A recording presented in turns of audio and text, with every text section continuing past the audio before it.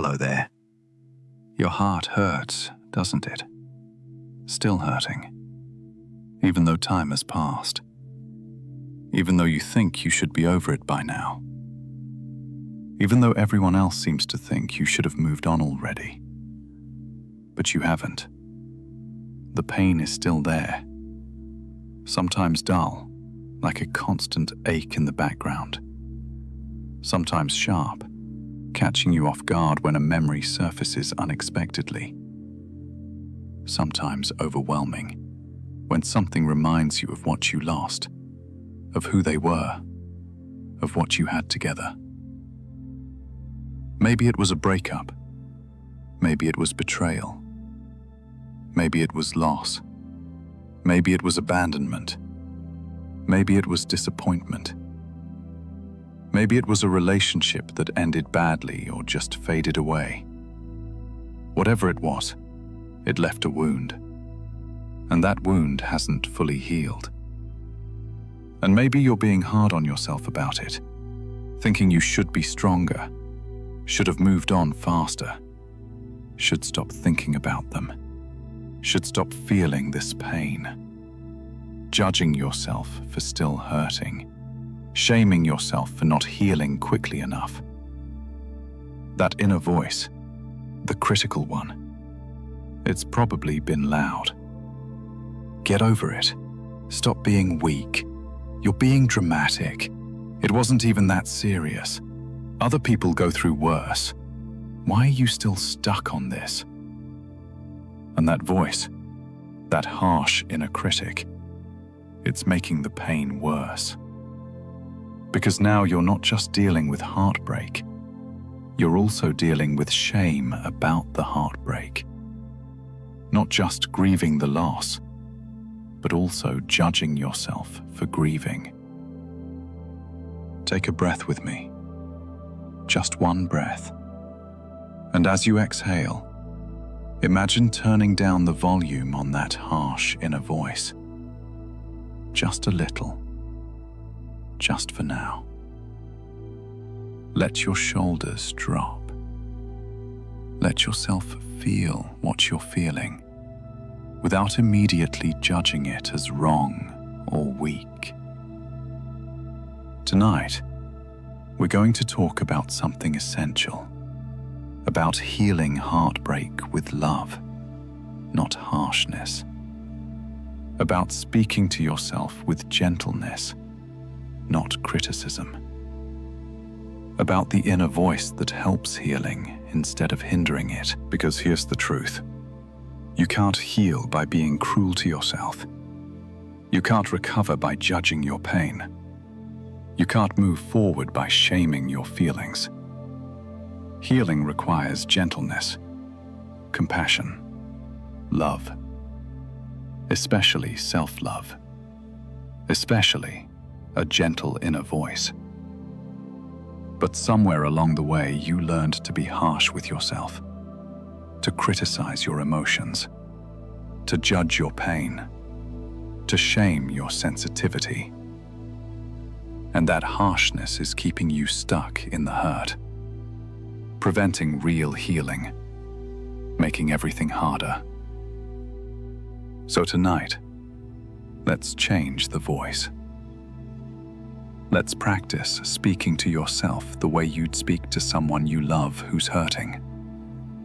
With gentleness, with compassion, with understanding, with love. Because that's what heals heartbreak. Not harsh criticism, not rushing yourself, not judging your pain, but gentle, loving, compassionate presence with your own hurt heart. That's what creates real healing. You're hurting. That's real. That's valid. And you deserve gentleness as you heal. You deserve compassion as you grieve. You deserve love as you navigate this pain. especially from yourself, especially from your own inner voice.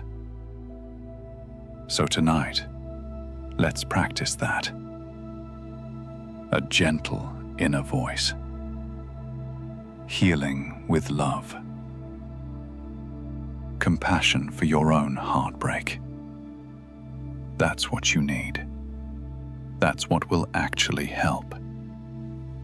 That's what creates real healing.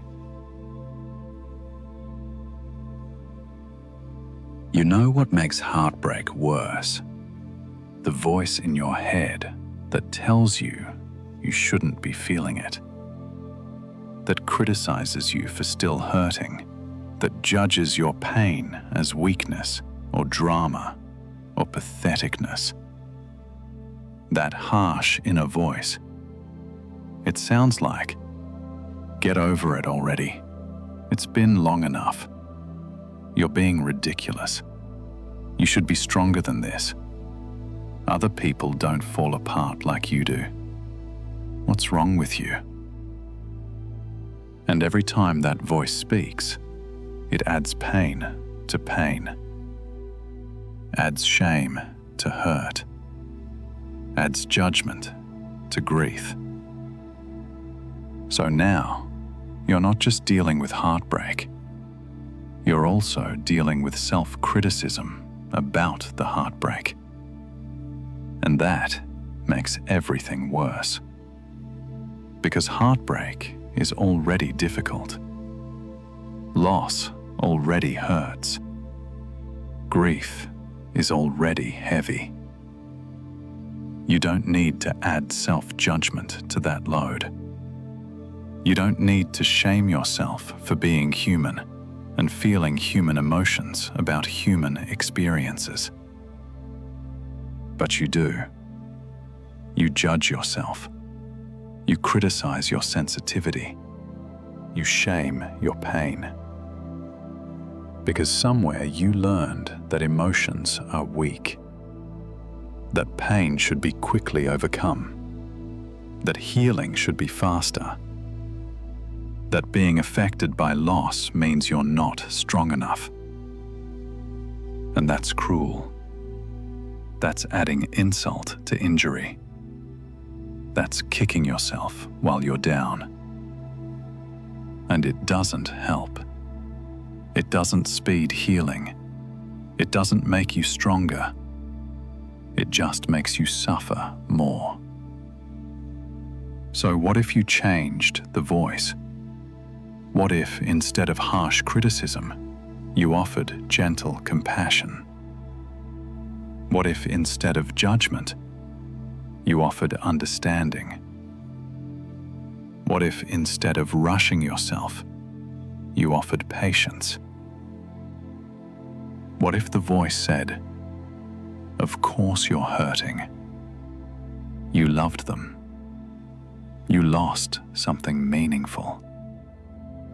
Pain is the natural response to loss. You're not weak for feeling this. You're human." What if it said, "Healing takes time. There's no timeline for grief. You're allowed to hurt for as long as you need to hurt. You're not failing by still feeling pain. You're processing. That's okay." What if it said, "I'm here with you in this pain. I'm not going to rush you or judge you or shame you.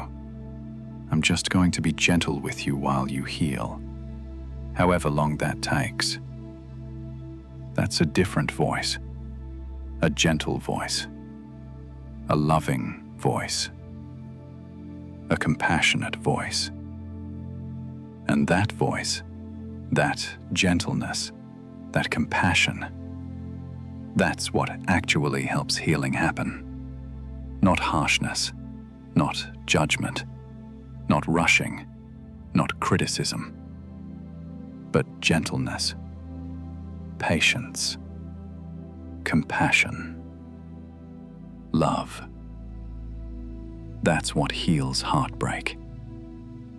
That's what helps you move through grief. That's what creates real recovery. So stop being harsh with yourself. Stop judging your pain. Stop criticizing your healing process.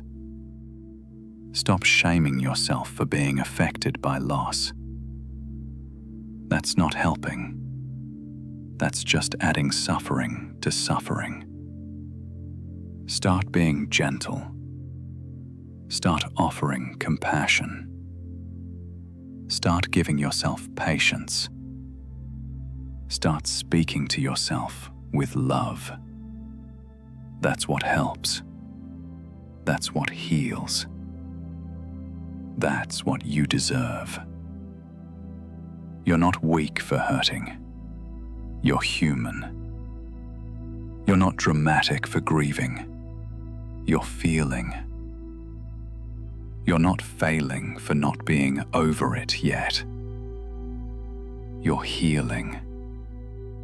And healing takes time. As much time as it takes. So give yourself that time. With gentleness. With patience. With compassion. With love. That's what you need. That's what will help. That's what creates real healing from heartbreak. Your inner voice matters. What you say to yourself affects how you heal. So choose a gentle voice, a loving voice, a compassionate voice, not a harsh, critical, judging voice. Speak to yourself with love. That's what heals. That's what helps. That's what you deserve. Let's talk about what you lost, what ended, what you're grieving. Because to heal heartbreak, you have to acknowledge what the heartbreak is about. You have to name the loss. You have to honor what mattered. Maybe you lost a relationship, not just a person, but the daily connection, the companionship, the intimacy, the person who knew you, who you shared life with, who was woven into your everyday existence. That's a real loss. That deserves grief. Maybe you lost a future you imagined, plans you made, dreams you shared, a version of your life that included them. That future doesn't exist now. That's a real loss. That deserves grief. Maybe you lost trust, the ability to believe in someone, the feeling of safety, the sense that you could rely on someone. That foundation crumbled.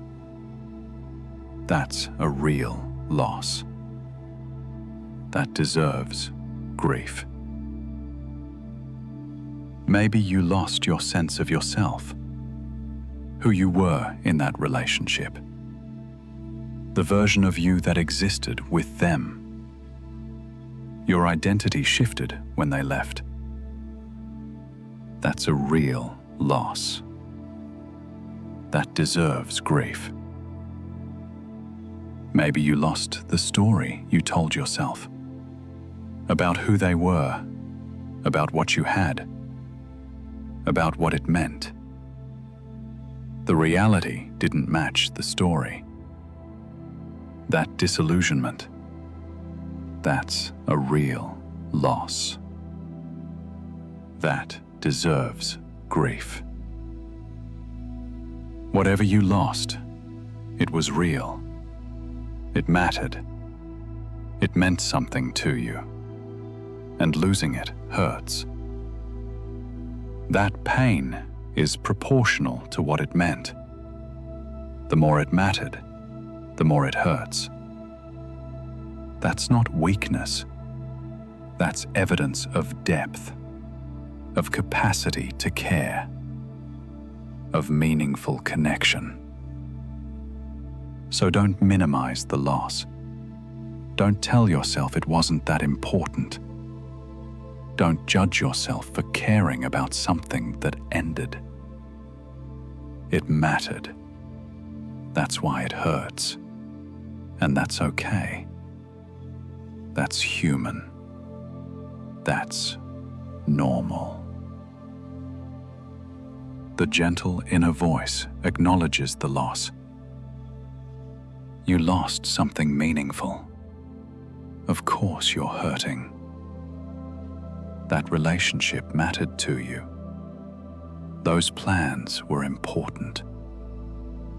That trust was foundational. That version of yourself was real.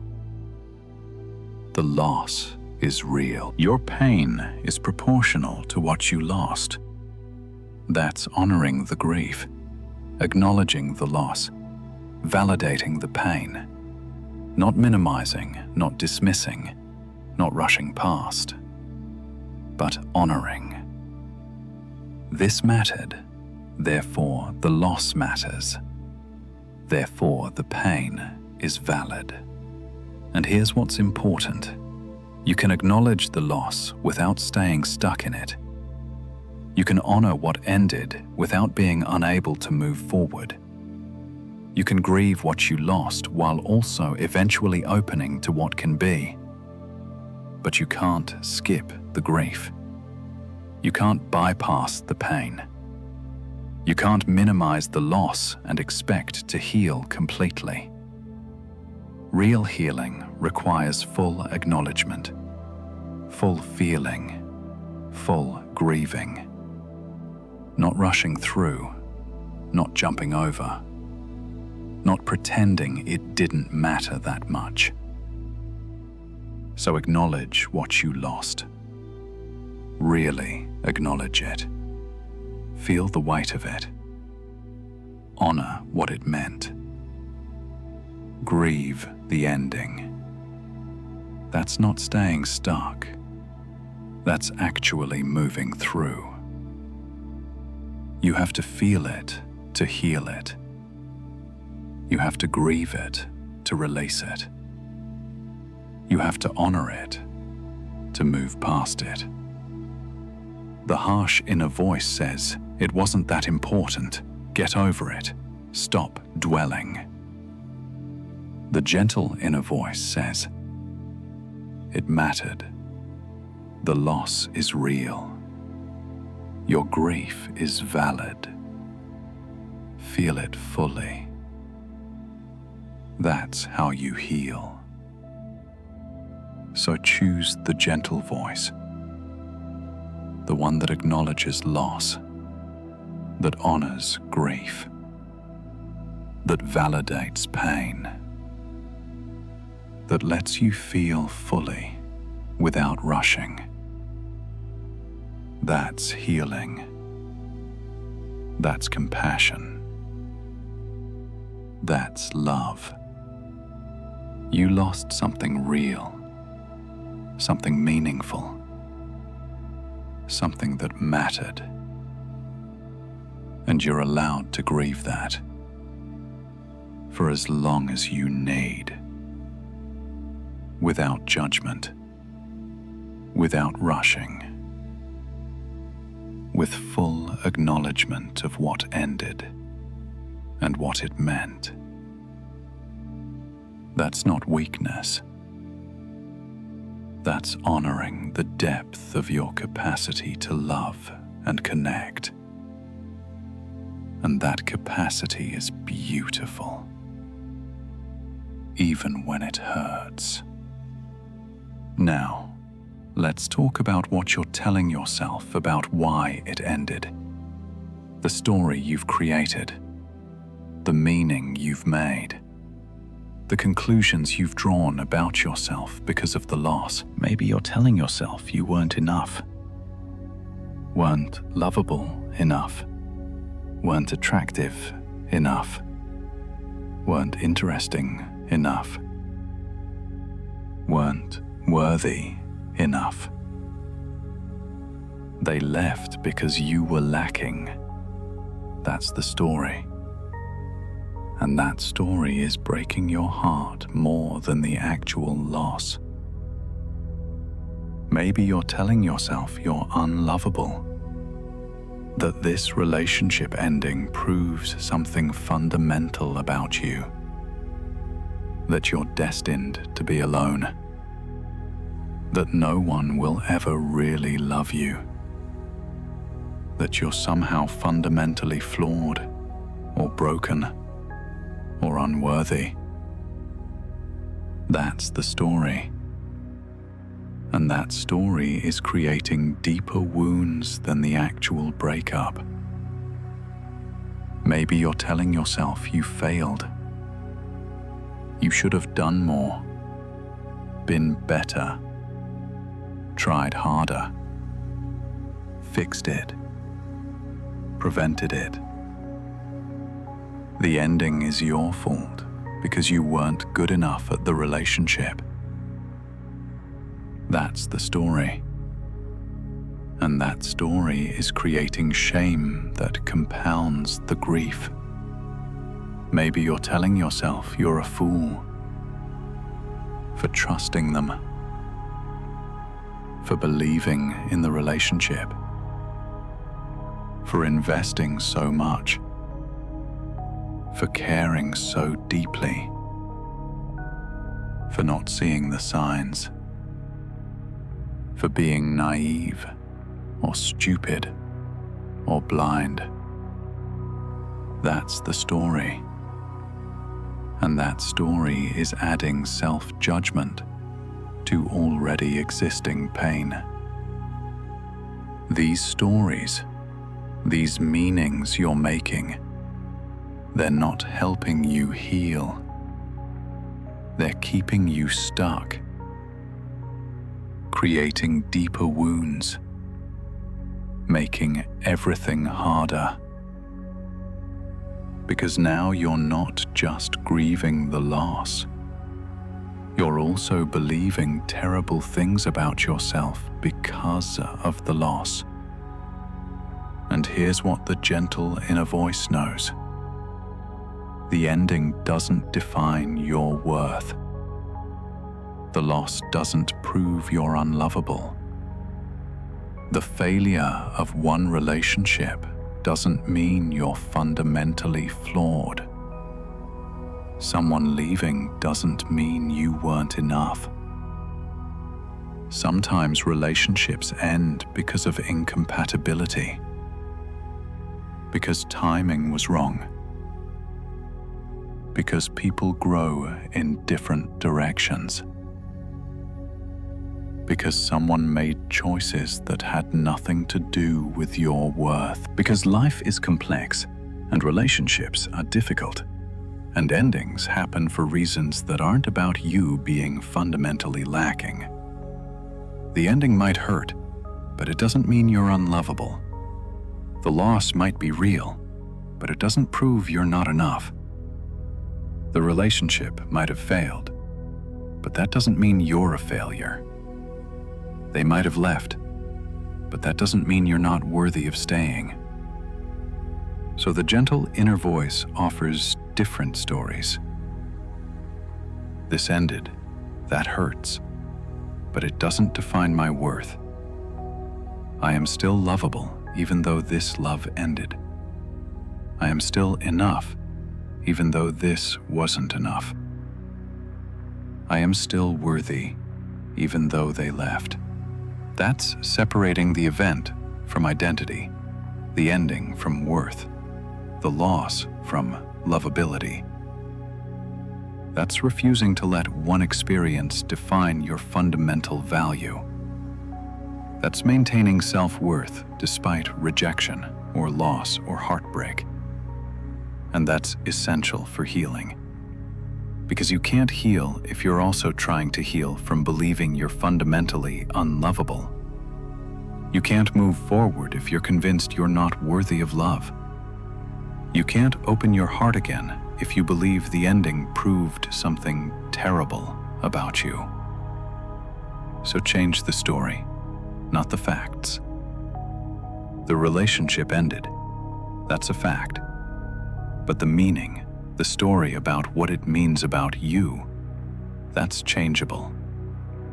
And you need to change it from "I'm unlovable" to "that relationship ended and I'm still worthy of love." From "I wasn't enough" to "that situation wasn't right and I'm still enough." From "I'm a failure" to "that relationship didn't work and I'm still capable of successful relationships."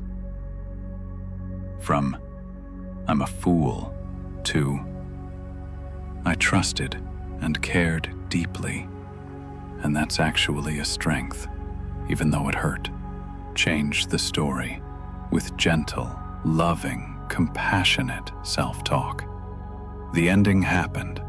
The loss is real.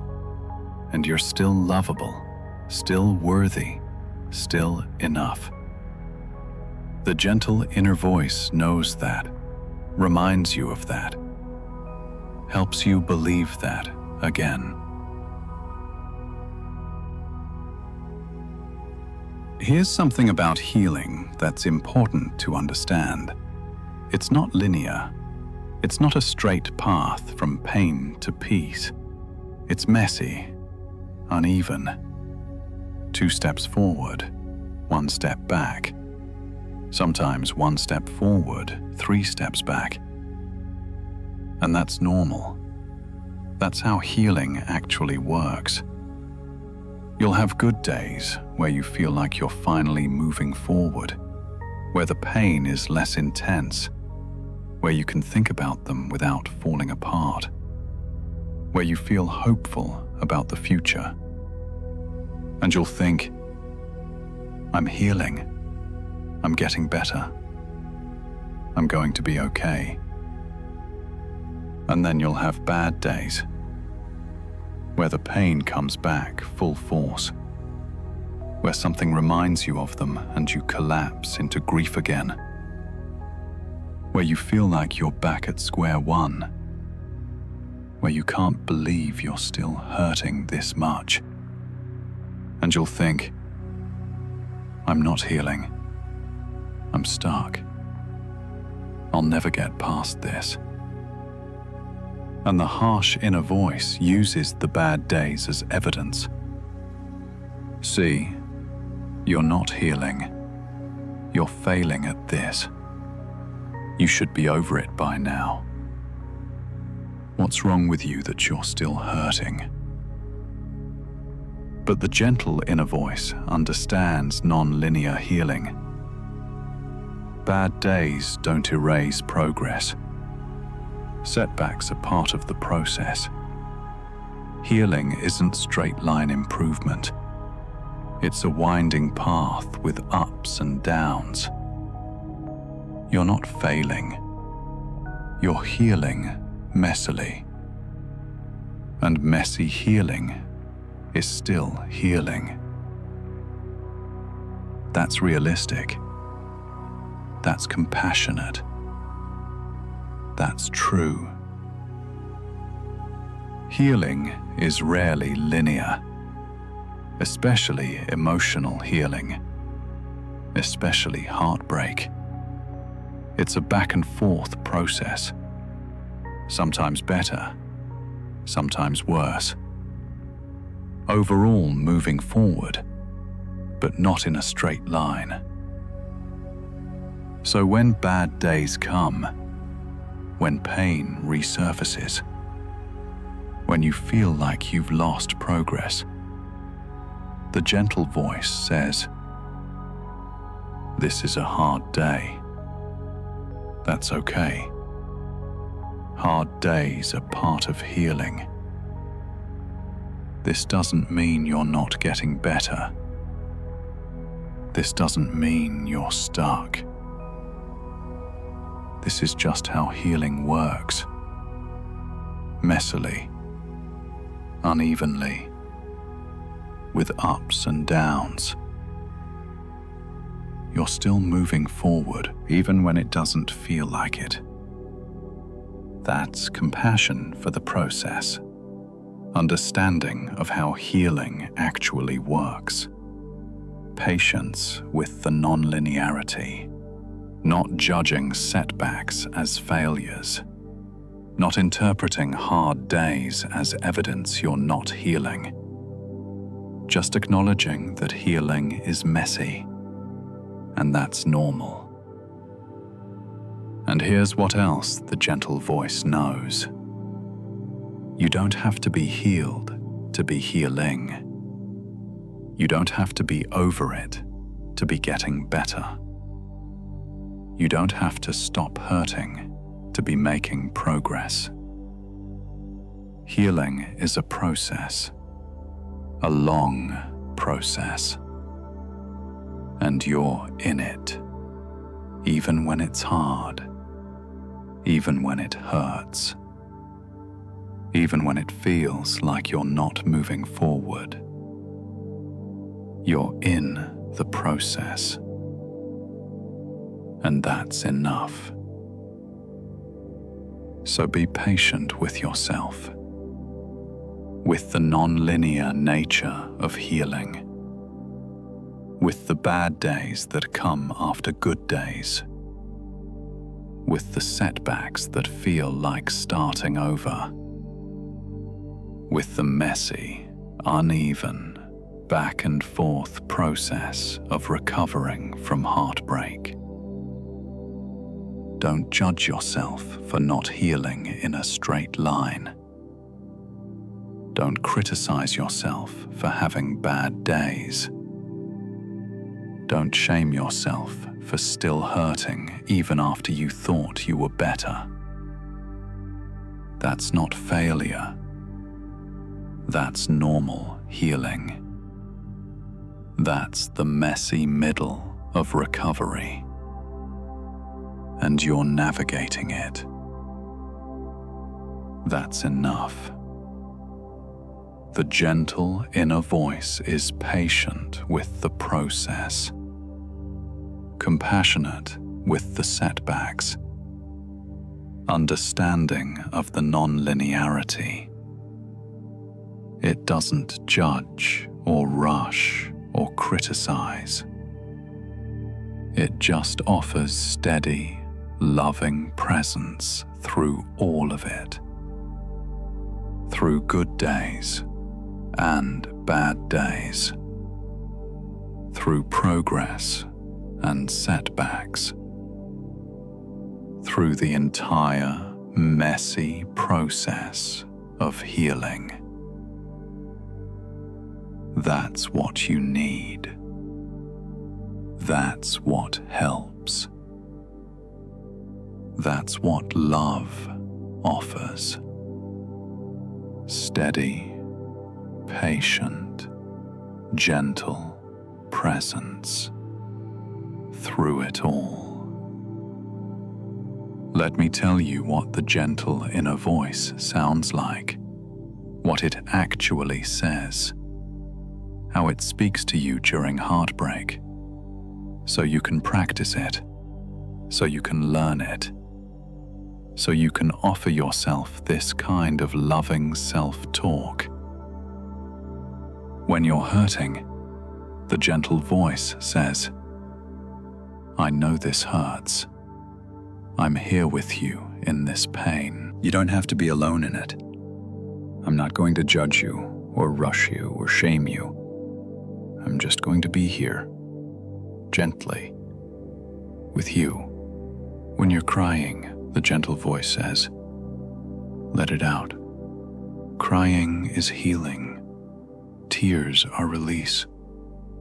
You're allowed to cry as much as you need, for as long as you need. There's no shame in tears. They're evidence of your depth, your capacity to feel. That's beautiful, even when it's painful.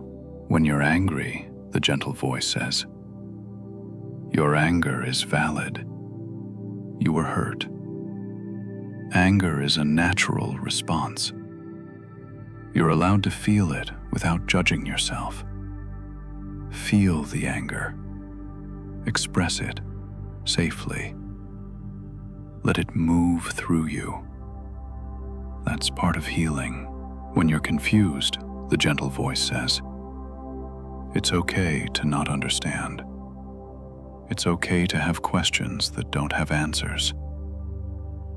It's okay to be confused about why it ended, or what it meant, or what happens now.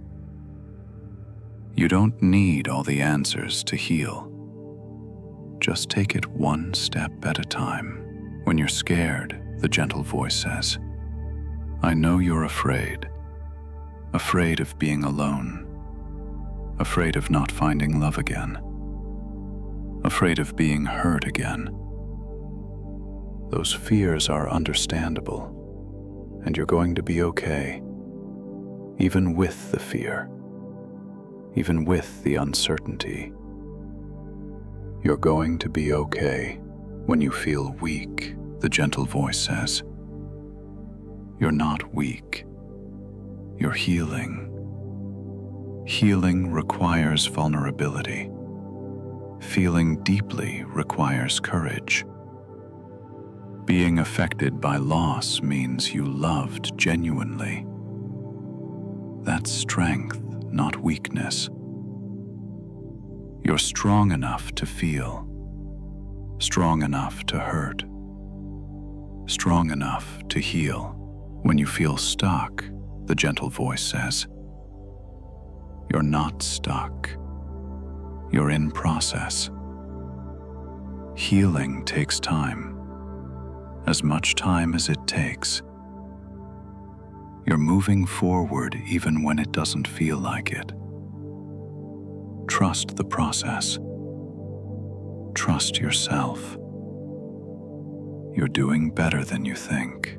When you feel unlovable, the gentle voice says, you are lovable. One relationship ending doesn't change that. One person leaving doesn't define your worth. You are inherently lovable, just as you are, with all your imperfections, with all your humanity. You are worthy of love. When you want to give up, the gentle voice says, I know you're tired. I know this is hard. I know you want the pain to end. But don't give up on yourself. Don't give up on healing. Don't give up on love. You're going to make it through this. I'm here with you. We'll do this together. One day at a time. That's the gentle inner voice. Compassionate, patient, understanding, loving. Not harsh, not critical, not rushing, not judging. Just gentle, steady, loving presence with whatever you're feeling. Practice this voice. When the harsh voice speaks, interrupt it.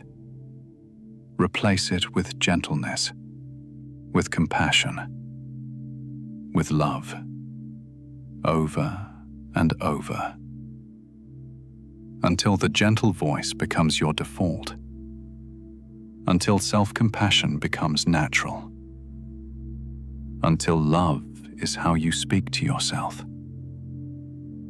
That's the practice. That's the work. That's what heals.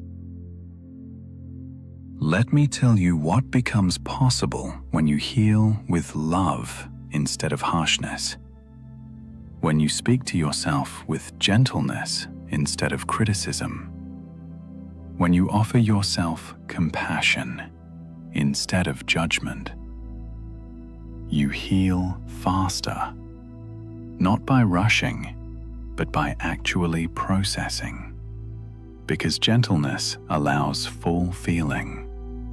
Compassion creates safety to grieve completely. Love provides the holding environment where real healing happens. Harshness just creates resistance. Gentleness creates flow, and flow enables healing. You maintain self-worth because you're not adding shame to pain, not believing terrible things about yourself because of the ending, not letting one relationship define your fundamental value. You're separating the event from identity, maintaining worth despite loss. That's what gentleness preserves, what harshness destroys. You learn from the experience because you're not just suffering, you're processing, understanding, growing. Gentleness creates space for reflection, for insight, for wisdom. Harshness just creates pain and defense. No learning happens through harshness. Learning happens through loving examination. You stay open to future love because you're not closing your heart to protect yourself from more pain. Not deciding love isn't worth it. Not building walls. Gentleness keeps you soft, keeps you open, keeps you available for connection. That's courageous. That's hopeful. That's what makes future love possible. You develop self-compassion as a skill, a practice you can use not just for heartbreak, but for all difficulties. Self-compassion becomes your default response to pain. That's valuable. That's transformative. That's a gift you give yourself through this healing process. You become gentler with others because you've practiced gentleness with yourself. You understand pain better, have more compassion for others' struggles, offer more patience with others' processes. Healing yourself with gentleness makes you a gentler person overall. That's beautiful. You trust yourself more because you've been a safe person for yourself through difficulty. You've shown yourself you can be relied on for compassion, for understanding, for patience. You've proven you're on your own side. That trust is foundational. That security is healing. You find peace with what ended, not immediately, not easily, but eventually. Because gentleness allows acceptance. Compassion enables letting go. Love provides the safety needed to release and move forward. Harshness just creates clinging. Gentleness creates release. You discover resilience, not through toughening up, through softening, through staying tender while hurting, through remaining open while healing. That's real resilience, not hardness. Softness that doesn't break. Tenderness that endures. That's what gentleness creates. You reclaim joy. Eventually, because you've processed the pain instead of suppressing it. You've felt fully instead of avoiding. You've healed completely instead of just covering wounds. And complete healing allows complete joy. Full feeling in all directions. Pain and joy. Grief and love. All of it. Fully. That's what gentleness enables. That's what's possible. That's what healing with love creates. That's what the gentle inner voice offers. Not just recovery from heartbreak, but growth through it. Transformation because of it. Deeper capacity. Greater wisdom. More compassion. Stronger trust. That's the gift of healing with gentleness, with love, with compassion for yourself. So choose it.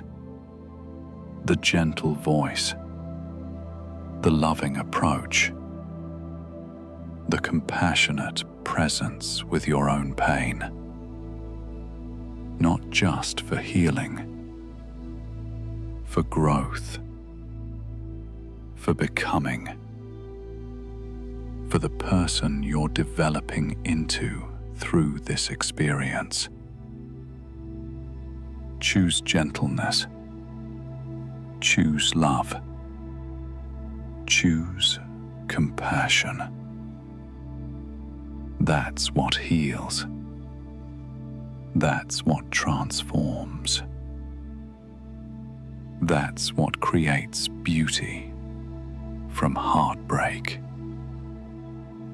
Tonight, as you lie here with your hurting heart, I want you to practice the gentle inner voice. I want you to speak to yourself with the love and compassion you deserve. Take a breath, and as you exhale, soften. Soften your body. Soften your thoughts. Soften your judgment of yourself. Now, place your hand on your heart. Feel it beating there. Your heart that's been hurt, that's still healing, that deserves gentleness. And say to yourself, with as much love as you can find, my heart hurts, and that's okay. I'm allowed to hurt. I'm allowed to grieve. I'm allowed to feel this pain without judging myself for it. Say it. Mean it. Offer yourself that permission, that compassion, that gentleness. Now, acknowledge what you lost. I lost something meaningful, someone I cared about, a relationship that mattered, a future I imagined. That loss is real.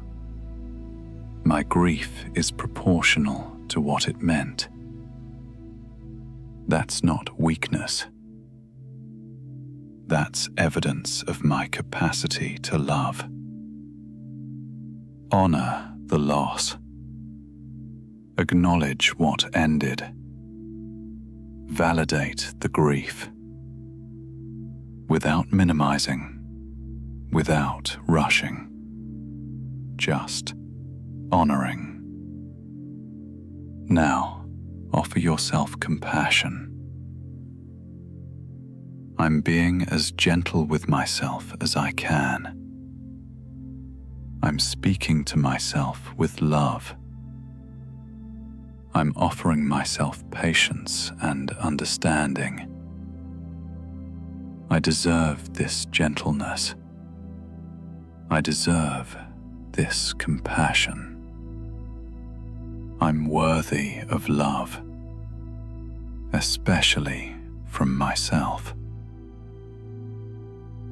Feel that. The gentleness you're offering yourself.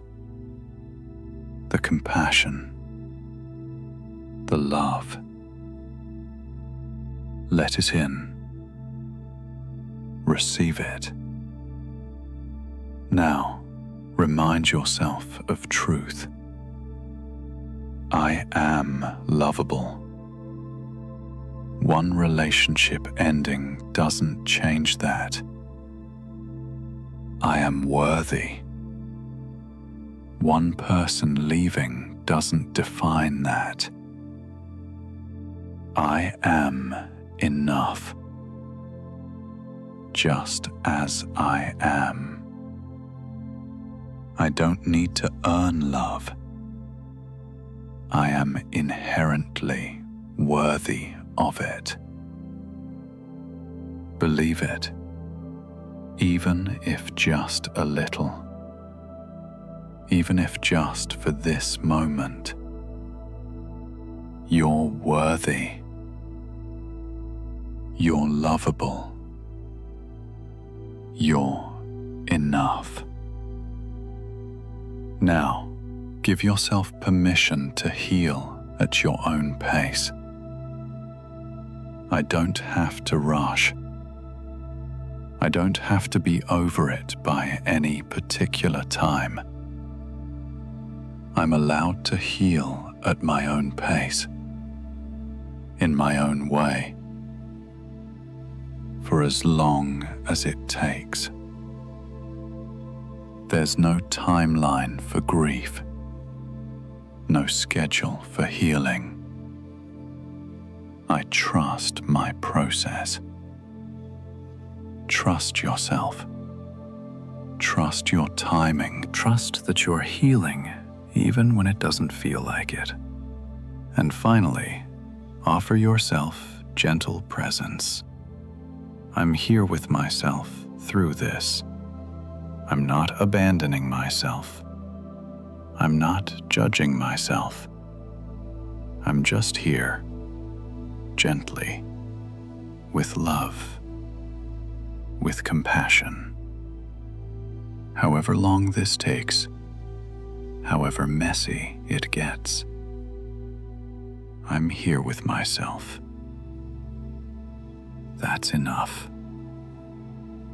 Feel that presence, that commitment to yourself, that gentle, loving, steady presence.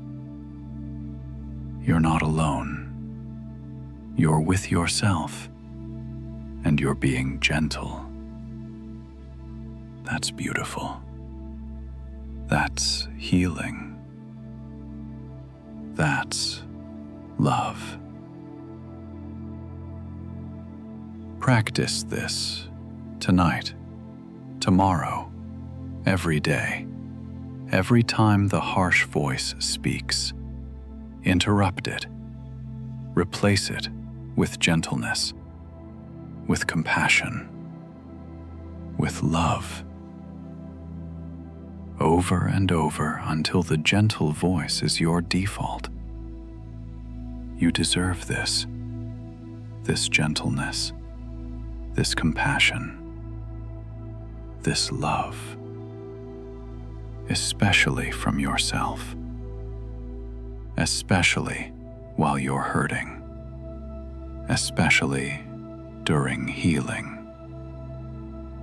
So offer it, the gentle inner voice, the loving self-talk, the compassionate presence. Offer it to yourself, generously, consistently, patiently. That's what heals. That's what helps. That's what you deserve. Your heart is healing with love, with gentleness, with compassion. That's the way.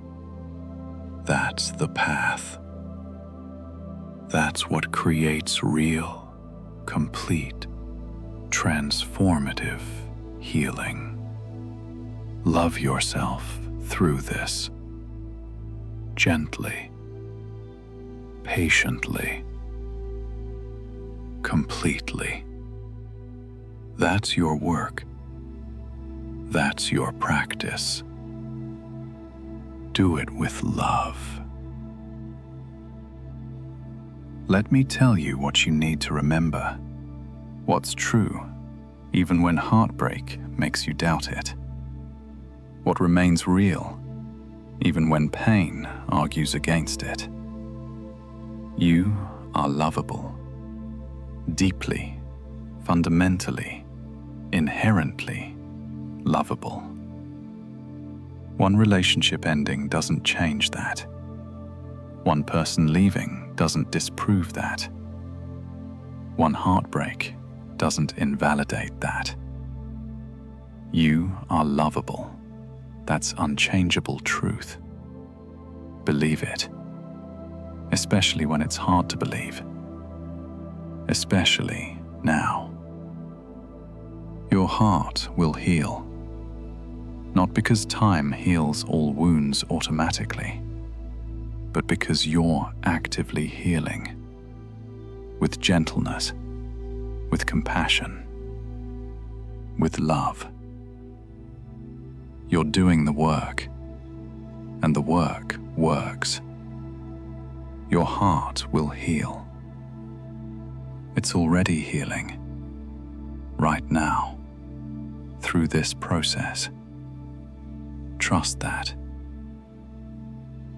You will love again when you're ready, when you've healed, when you're open.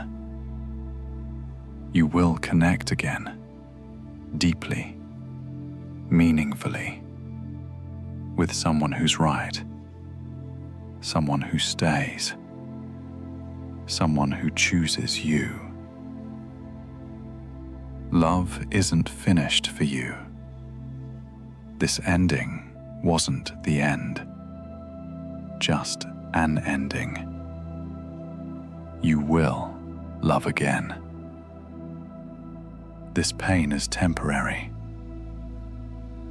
It doesn't feel temporary. It feels endless, permanent, like you'll hurt forever. But you won't. The intensity will fade. The sharpness will dull. The overwhelm will ease. Not because you forget, but because you heal. This pain is temporary, even though it doesn't feel like it. It will pass. You're stronger than you know, strong enough to feel this deeply, strong enough to hurt this much, strong enough to stay soft while healing, strong enough to remain open despite pain. That's real strength, not hardness, softness that endures. You have that strength. You're proving it right now. You deserve gentleness, from yourself most of all. You deserve compassion, patience, understanding, love. Not just from others, from yourself. You deserve to speak to yourself kindly, to treat yourself gently, to hold yourself compassionately. You deserve that, always, especially now. This experience is teaching you about yourself, about relationships, about love, about resilience, about healing. You're growing through this, developing, deepening, not just suffering, growing. This experience has purpose, has meaning, has value, even though it hurts. You're learning, you're becoming. That matters. You're not alone in this pain, in this process, in this healing. Millions have felt what you're feeling. Millions are healing from heartbreak right now. You're part of something universal, connected through shared experience. You're not alone, even when it feels isolating. You're not alone. You will be okay. Not just okay, actually good, happy, whole, loving, living, thriving. You will get through this. You will heal. You will recover. You will be okay. Better than okay. You will be good. Trust that. Believe that. Hold on to that. You will be okay.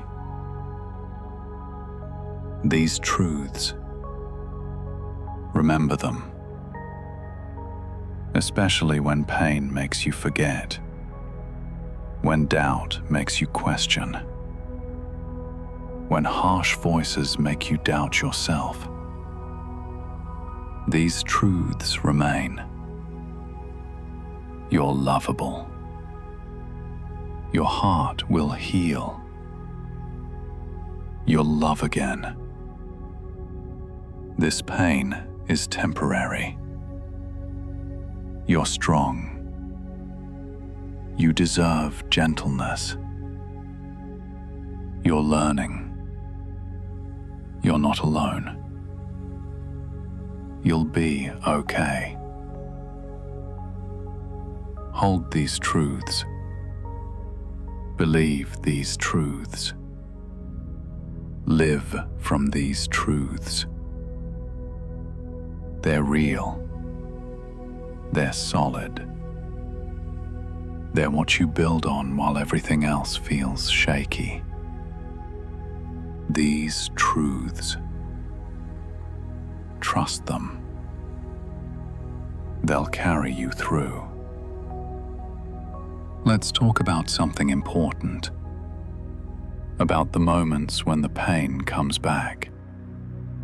When you thought you were healing, thought you were moving forward, and then suddenly you're right back in it. The hurt floods in again. The grief overwhelms you again. The ache returns as sharp as ever. And when that happens, that harsh voice might return too. See, you're not healing. You're not making progress. You're stuck. You're failing at this. You should be better by now. What's wrong with you? Stop. That voice is wrong. Those returns of pain, they're not evidence of failing. They're not proof you're stuck. They're not signs something's wrong with you. They're waves. Grief comes in waves. Healing isn't linear. It doesn't move in a straight line from pain to peace. It moves in circles, in spirals, in waves that come and go. You can be healing and still hurt sometimes. You can be moving forward and still have moments of moving backward. You can be getting better and still have days that feel terrible. That's normal. That's how healing actually works. That's the real process, not the fantasy of steady, constant improvement. So when the pain comes back, when the grief resurfaces, when the hurt returns, speak to yourself gently, not harshly, not with criticism or judgment, but with understanding and compassion. The pain came back. That's okay. That doesn't mean I'm not healing. It just means healing isn't finished yet. I'm still in process. And that's okay. I can feel this wave without judging myself for feeling it. I thought I was past this, but apparently I needed to feel it again. That's okay. Grief doesn't move on a schedule. It has its own rhythm, its own timing. I'm allowed to hurt again, even after I thought I was done hurting. This is hard. This is really hard. But I'm getting through it. I've gotten through it before. I'll get through it again. I'm resilient.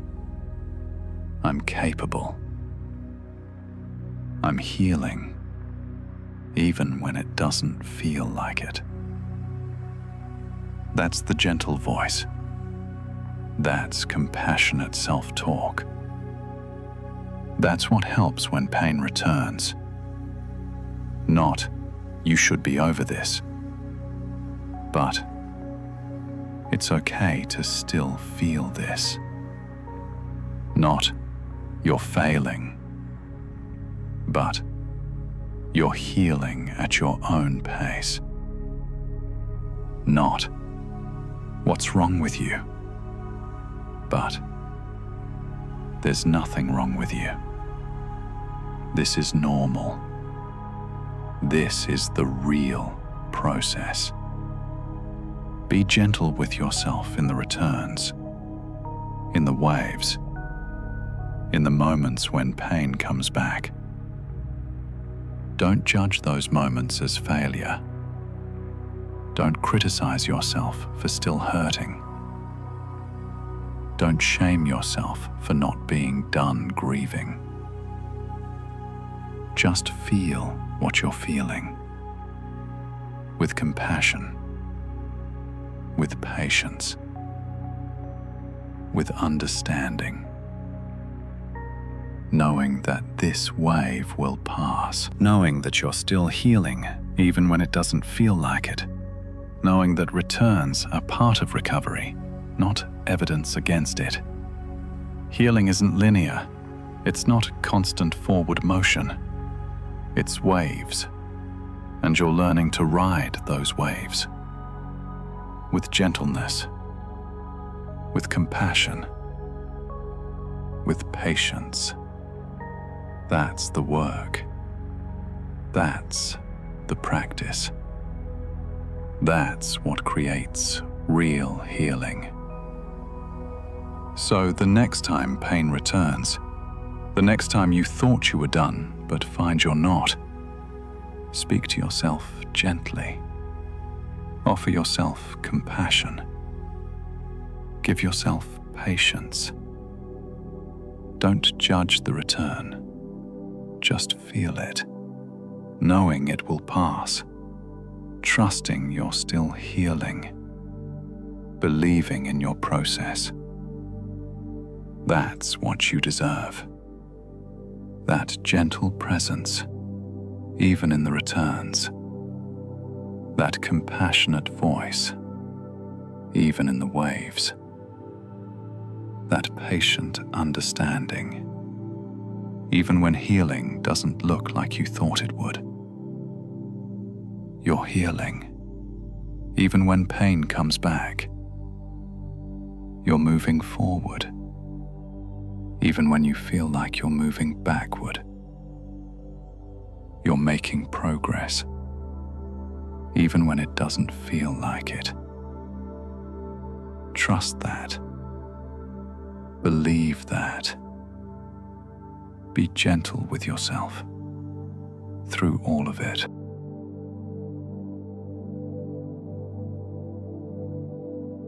I want to talk to you about forgiveness.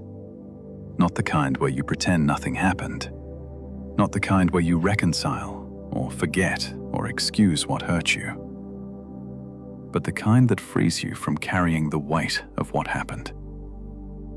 Because maybe you're carrying anger, resentment, bitterness.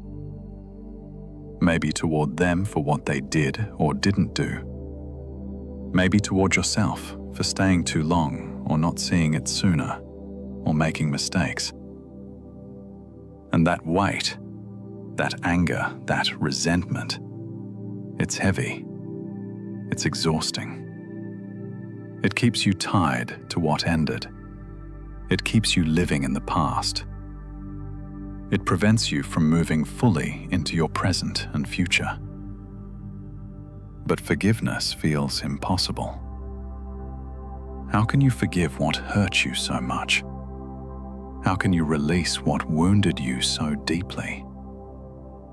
How can you let go of what cost you so much? With gentleness, with compassion, with understanding. That's how. Not by forcing it, not by pretending, but by slowly, gradually, gently releasing the weight. Start with understanding. Try to understand why they did what they did. Not to excuse it, not to justify it, but to understand it. People hurt others because they're hurting. People leave because they're lost. People betray because they're broken. Understanding doesn't make it okay, but it makes it human. They were human, imperfect, flawed, struggling, doing the best they could even when their best hurt you. That doesn't excuse the hurt, but it helps explain it. And understanding helps release resentment. Now extend that same understanding to yourself.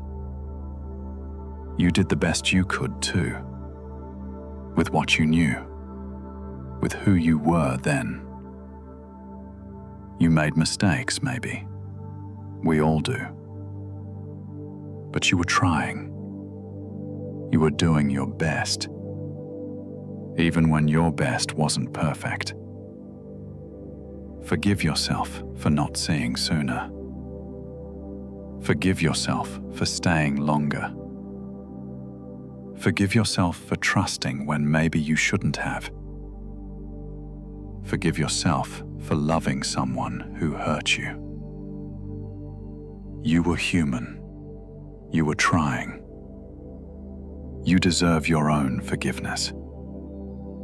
And then, when you're ready, when you've done the work of understanding, begin to release. Not all at once, not completely, but gradually, bit by bit. Release the anger, release the resentment, release the bitterness. Not because they deserve forgiveness, but because you deserve freedom.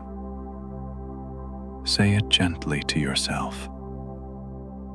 I'm releasing this anger, not for them, for me. I'm choosing freedom over resentment. I'm choosing peace over bitterness. I'm letting go, not because what happened was okay, but because carrying this weight isn't serving me anymore. Feel the lightness that comes with that release, even if it's small, even if it's just a little. Notice how letting go creates space. Space for peace, for joy, for new experiences, for healing. Forgiveness isn't about them. It's about you, about your freedom, about your peace, about your healing. It's about no longer letting what ended control your present, no longer letting who hurt you dictate your emotional state, no longer carrying weight that's keeping you from moving forward. So forgive. Gently, slowly, at your own pace. Forgive them for being imperfect humans who hurt you. Forgive yourself for being an imperfect human who made mistakes. Forgive the situation for not being what you hoped. Forgive the relationship for ending. Not all at once, but gradually, with gentleness, with compassion, with the understanding that forgiveness is release, liberation, freedom, and you deserve to be free. You deserve to be light. You deserve to move forward unencumbered by the weight of what was. So practice forgiveness as an act of self-love, as a choice for your own healing, as a gentle releasing of what you've been carrying. You don't have to forgive perfectly. You don't have to forgive completely. You just have to start, to try, to move toward release. That's enough. That's progress. That's healing. Gentle forgiveness. Compassionate release, freedom from the weight. That's what you deserve. That's what you're moving toward. One gentle, forgiving moment at a time. There's something I need to tell you, something you might not want to hear, but need to understand. Sometimes, the person you're grieving isn't who they actually were. Sometimes, you're mourning a version of them you imagined, a potential you hoped for, a relationship you wanted but never quite had.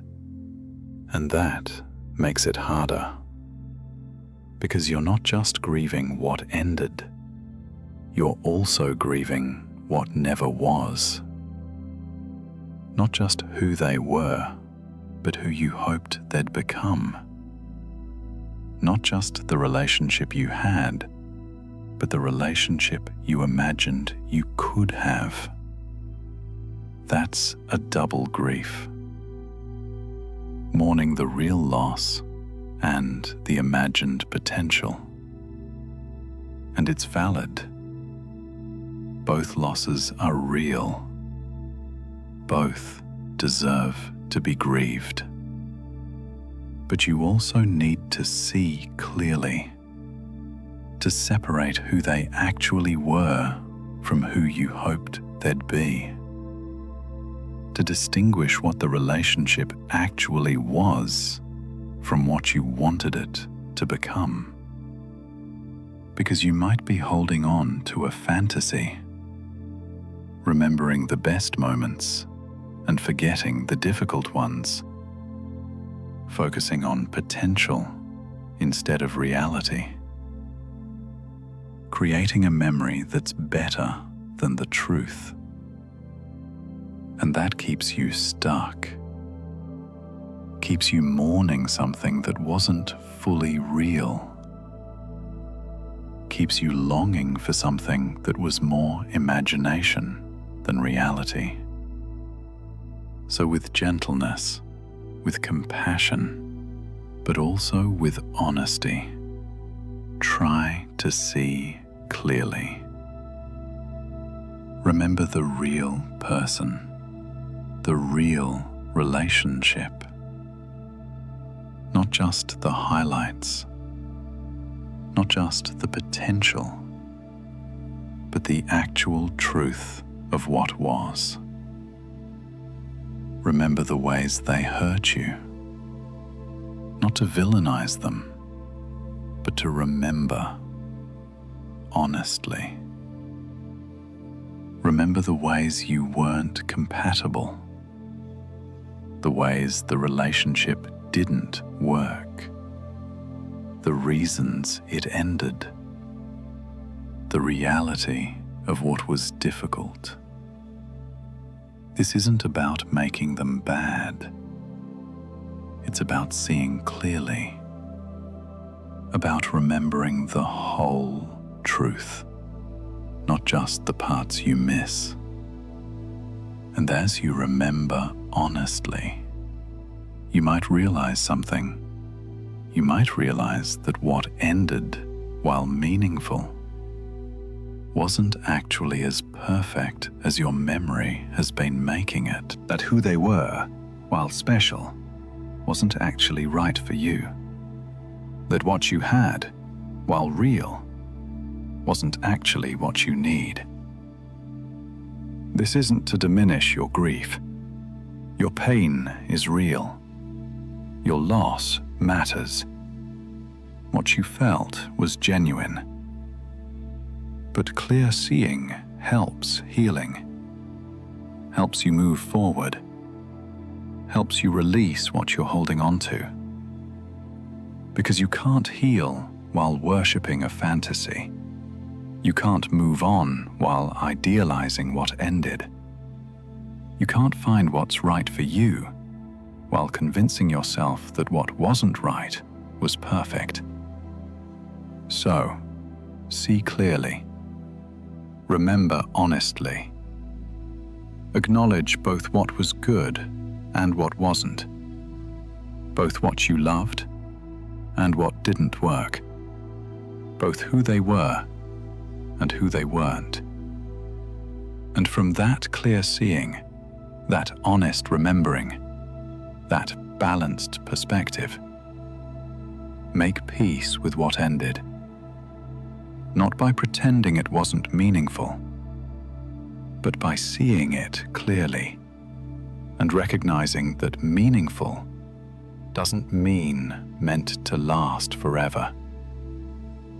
Say to yourself gently, what we had was real, and it also wasn't right. Who they were mattered to me, and they also weren't right for me. What ended was meaningful, and it ending was necessary. Both can be true. The love was real, and it wasn't right. The relationship mattered, and it needed to end. They were special, and they weren't your person.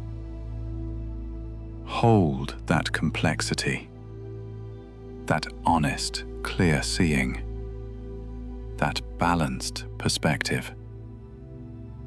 It's not about making yourself not care.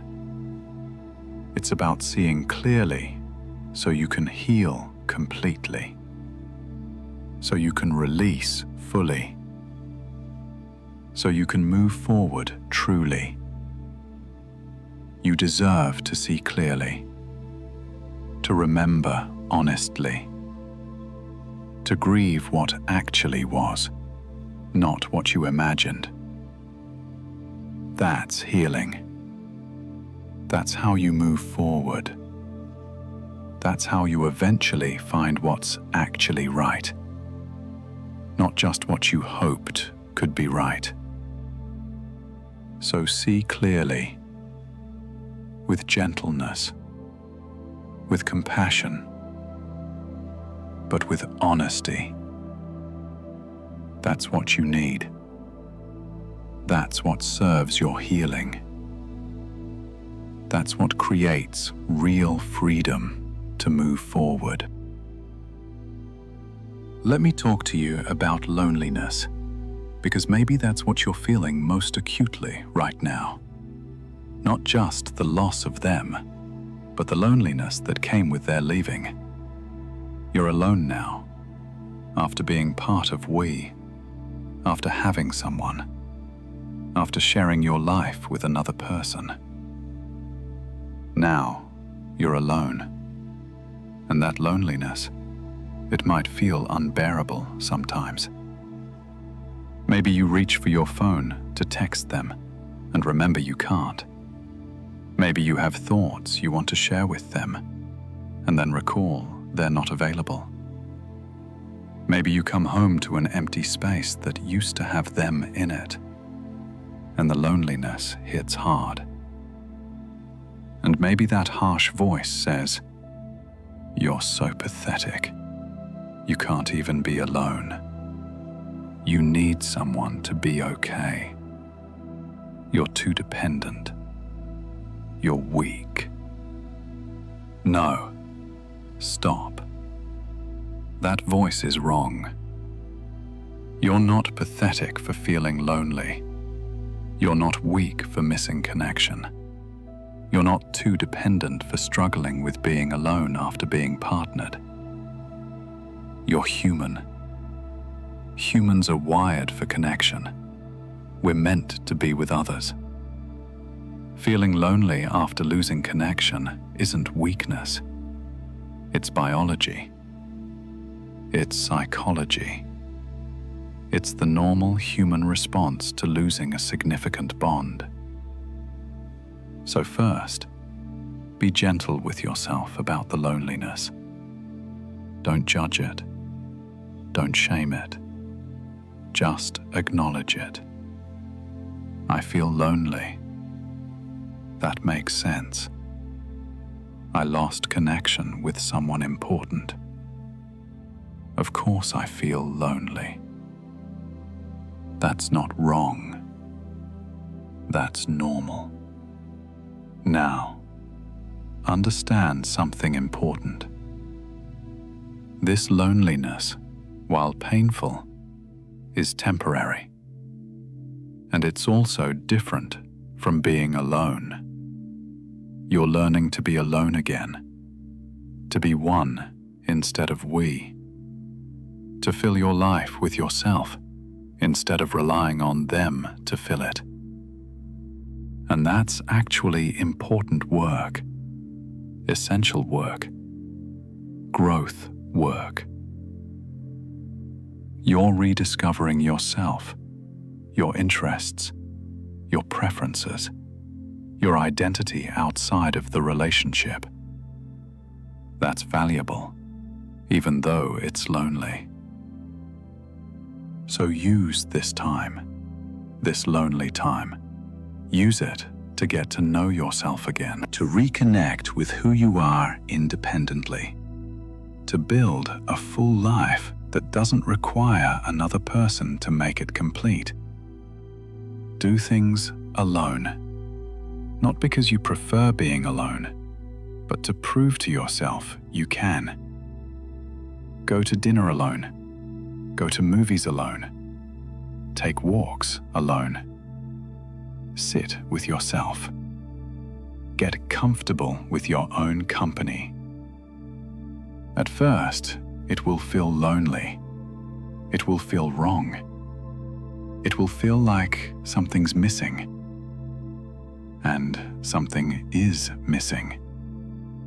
The person you're grieving. But gradually, slowly, gently, you'll start to feel okay. Not just lonely, also okay. Also peaceful. Also content with yourself. And reach out to friends, to family, to community. You don't have to be alone all the time. You don't have to isolate. Connection is human need. So connect, just in different ways, with different people. Build bonds that aren't romantic, but are still meaningful. Call friends. Make plans. Show up for people. Let people show up for you. Build community. Create connection. Not to replace what ended, but to remind yourself you're not actually alone. You have people. You have support. You have connection available. And be patient with yourself through this. Learning to be alone after being partnered takes time. Getting comfortable with yourself after relying on someone else takes practice. Building a full life independently takes effort. But you're doing it. Even when it feels lonely. Even when it feels hard. You're doing the work. You're learning to be okay alone. And that's powerful. That's growth.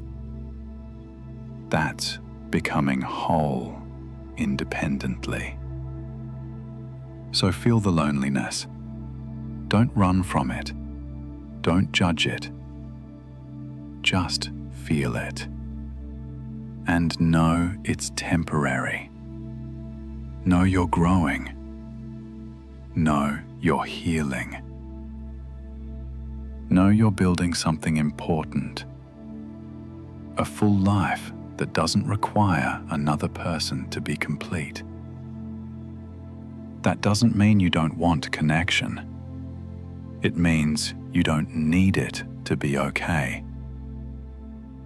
That doesn't mean you won't partner again.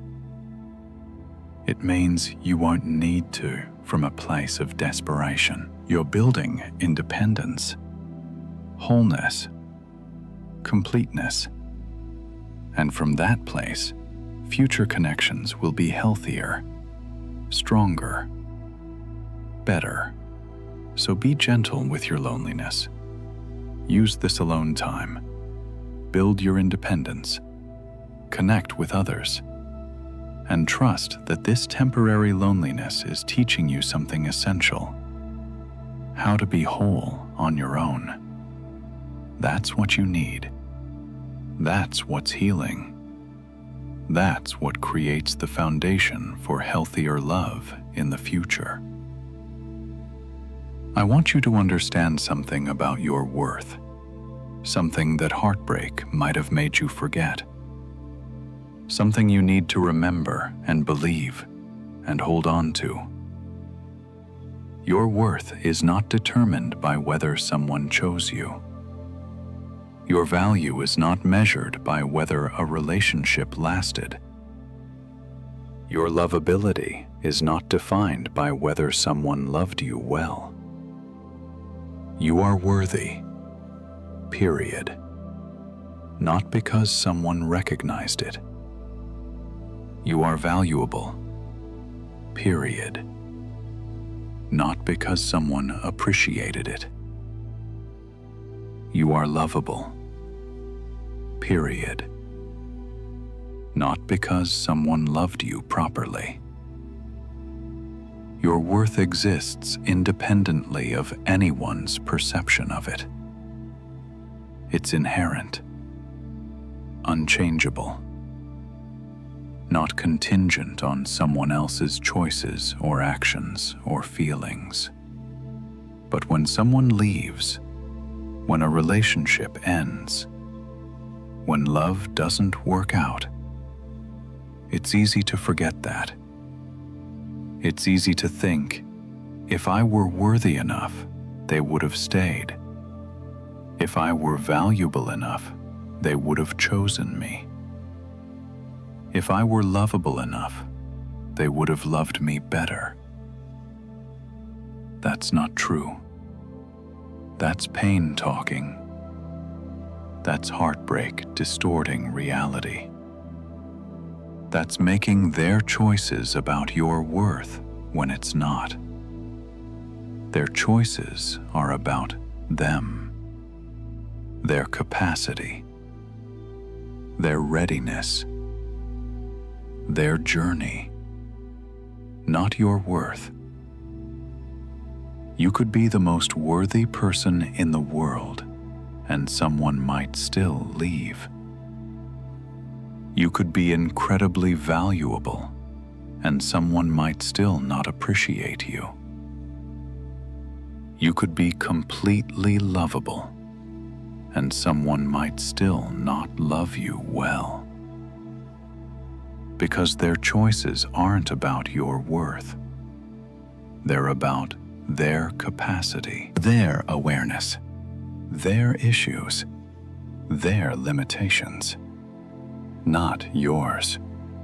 So stop making their leaving mean something about your worth. Stop interpreting their choices as evidence of your value. Stop using their behavior as a measure of your lovability. You are worthy because you exist. You are valuable because you're human. You are lovable because love is your nature.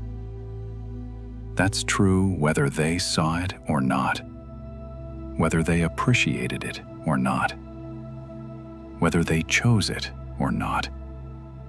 Their blindness doesn't change your worth. Their inability to appreciate doesn't diminish your value. Their failure to love you well doesn't reduce your lovability. So reclaim your worth independent of their choices, separate from their actions, distinct from their perception. Say to yourself, I am worthy, whether they saw it or not. I am valuable, whether they appreciated it or not. I am lovable, whether they loved me well or not. Say it, mean it, believe it. Even when it's hard, especially when it's hard. Your worth is not up for debate. It's not determined by relationship outcomes. It's not measured by others' choices. It's inherent, unchangeable, real. And someone will see it. Someone will appreciate it. Someone will choose it. Someone with the capacity to recognize worth when they encounter it. Someone ready to appreciate value when it's offered. Someone capable of loving well what's lovable. But even before that someone comes, even while you're alone, even in this heartbreak, your worth exists. Real, solid, true. So know it, believe it, hold it. Let it be the foundation you build on, the truth you return to, the knowing that can't be shaken by someone's leaving. You are worthy. You are valuable. You are lovable. Not because of what happened or didn't happen in your relationship.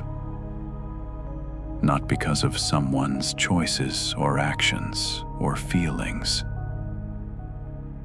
but because of who you are, inherently, unchangeably, truly. That's real. That's solid. That's what you build from. Your inherent, unchangeable, undeniable worth. Believe it. Especially now. Especially when heartbreak makes you doubt it. Believe it. Know it. Hold it. You are worthy. Always have been. Always will be. Whether anyone else sees it or not. That's truth. That's real. That's what you hold on to through heartbreak and beyond. Tonight, let's talk about hope. About whether it's okay to hope for love again. Whether it's safe to believe you'll find connection again. Whether you can trust that heartbreak isn't your permanent state. Maybe you're afraid to hope. Afraid that hoping means setting yourself up for hurt again. Afraid that believing in love again means opening yourself to heartbreak again. Afraid that trusting means being vulnerable to the betrayal again.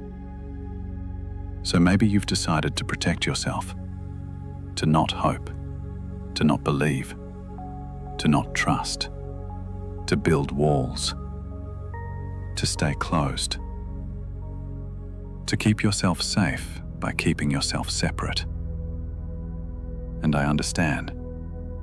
After being hurt, protection feels necessary.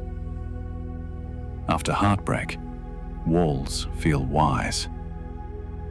After loss, staying closed feels safe. But protection has a cost. Walls keep out pain, but they also keep out love. Staying closed keeps you safe, but it also keeps you lonely. Protection prevents hurt, but it also prevents connection. And you're not meant to live behind walls forever. You're not meant to stay closed permanently. You're not meant to never hope again. So yes, it's okay to hope. It's okay to believe in love again. It's okay to trust that connection is possible again. Not naively, not recklessly, not without wisdom gained from experience, but still, hope. Because hope isn't foolishness. Hope is courage. The courage to remain open despite being hurt. The courage to believe in love despite experiencing heartbreak. The courage to trust despite being betrayed. That's not weakness. That's strength. Real strength. Not the strength of walls and protection, but the strength of openness and vulnerability despite risk. So be gentle with yourself as you hope. Don't judge yourself for wanting love again. Don't criticize yourself for believing connection is possible. Don't shame yourself for trusting despite past hurt. Say to yourself, I'm allowed to hope. I'm allowed to want love again. I'm allowed to believe in connection. That doesn't make me naive. That makes me brave. That makes me resilient. That makes me someone who doesn't let hurt close their heart permanently.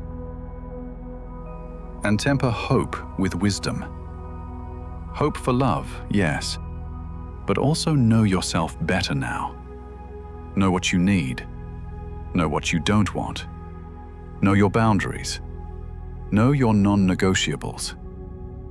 Hope, yes, but hope informed by experience. Hope guided by self-knowledge.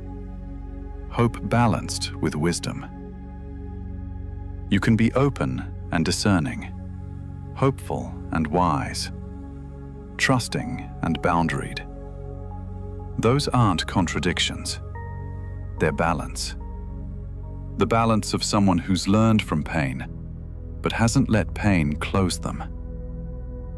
So hope, gently, wisely, courageously. Hope that you'll love again. Hope that you'll find someone right. Hope that you'll build something healthy and lasting and good. And if that hope feels scary, if it feels vulnerable, if it feels risky, acknowledge that. This feels scary. Opening to hope after hurt feels vulnerable. But I'm doing it anyway. Because staying closed forever isn't living. I'm choosing life. I'm choosing openness. I'm choosing hope. That's courage. That's healing. That's moving forward. Not by pretending past hurt didn't happen, but by refusing to let past hurt determine your future. You've been hurt, yes.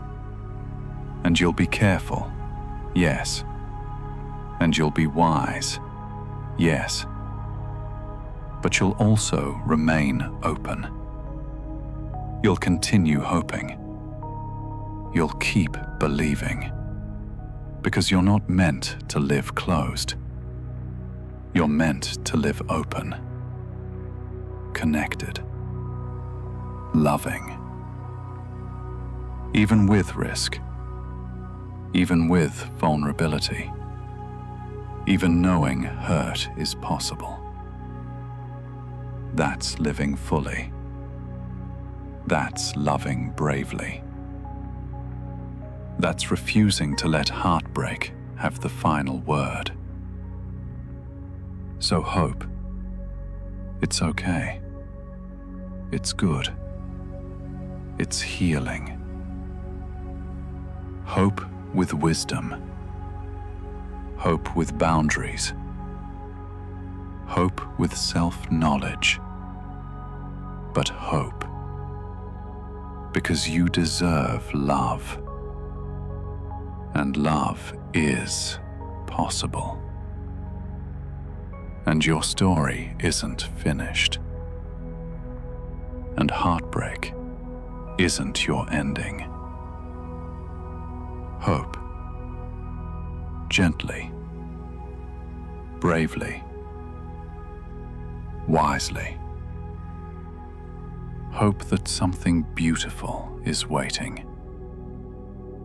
Hope that someone right will come. Hope that love isn't finished for you. Just paused. Just waiting. Just preparing you for something better. Hope. You're allowed. You deserve it. It's okay. Hope. Let's talk about the future. About what comes after healing. About who you're becoming through this experience. Because you're not just recovering from heartbreak. You're also transforming through it. Growing. Deepening. Becoming someone different than who you were before this happened. And that person, the one you're becoming, they're stronger. Not in a hard, closed way, but in a soft, resilient way. Stronger because they've felt deeply and survived. Stronger because they've hurt tremendously and kept going. Stronger because they've been broken and are healing. That person is wiser. They know more now about relationships, about themselves, about what they need and don't need, about red flags and green flags, about compatibility and differences, about love and heartbreak. They've learned. Through pain, yes, but learned nonetheless. That person is more compassionate. They've hurt, so they understand hurt. They've grieved, so they understand grief. They've struggled, so they understand struggle. They're softer toward others because they've needed softness themselves. More understanding because they've needed understanding. More patient because they've needed patience. That person is more authentic. They've been through something real, something difficult, something that strips away pretense. They're more themselves now, more honest, more genuine, less concerned with performance and more focused on truth. That person is more selective. They know what they want now, what they don't want, what they'll accept and what they won't, what they need and what they can't tolerate. They're clearer, more boundaried, more decisive about relationships. That person is more independent. They've learned to be alone, to be okay without a partner, to fill their own life, to be whole independently. They don't need someone to complete them. They want connection, but don't desperately need it. That's powerful. That's healthy. That's growth. That person is more appreciative. They know now how precious good love is, how rare good connections are, how valuable healthy relationships are. They won't take good things for granted anymore. They'll appreciate what's good when they find it. This is who you're becoming. Through this pain, through this healing, through this process. Someone stronger, wiser, more compassionate, more authentic, more selective, more independent, more appreciative. That's the gift hidden in heartbreak. Not that heartbreak is good, it's not. It's painful and difficult, and something we'd avoid if we could. But since it happened, since you're in it, since you're going through it, there's growth available, transformation possible, becoming happening. So embrace it, this becoming, this transformation, this growth. Don't just endure heartbreak. Use it. Learn from it. Grow through it. Become someone better because of it. Not because heartbreak is good, but because you're making something good from something difficult. You're creating growth from pain. You're developing wisdom from experience. You're becoming better through something hard. That's alchemy. That's transformation. That's making beauty from ashes. And you're doing it. Right now. Through this healing. through this process. So look forward to who you're becoming, to where you're going, to what's possible now that you're this wiser, stronger, more compassionate person. Your future is bright, not despite heartbreak, but because of how you're handling heartbreak, because of who you're becoming through it, because of what you're learning from it. Someone incredible is waiting to meet you. The future you, the healed you, the grown you, the transformed you. And that person, they're worth every bit of this painful process. So keep going, keep healing, keep growing, keep becoming. Your future self is cheering for you, believing in you, grateful for your perseverance, proud of your strength, appreciative of your gentleness with yourself. You're becoming someone beautiful through something painful. That's the work. That's the gift. That's what makes this meaningful. Keep going. You're becoming. And who you're becoming is worth it. There's something I need you to understand about timing, about the pace of your healing, about why you can't rush this process no matter how much you want to. Maybe people are telling you to move on. Maybe you're telling yourself you should be over it by now. Maybe you're frustrated with how long this is taking. Maybe you're impatient with your own healing process. But healing doesn't happen on a schedule. It doesn't follow a timeline. It doesn't care about what you think should be happening or when other people think you should be done. Healing happens at its own pace, the pace it needs to happen, the pace that's right for you specifically. And rushing it doesn't help. Forcing it doesn't work. Shaming yourself about it doesn't speed it up. In fact, rushing makes it slower because you're fighting your process instead of flowing with it.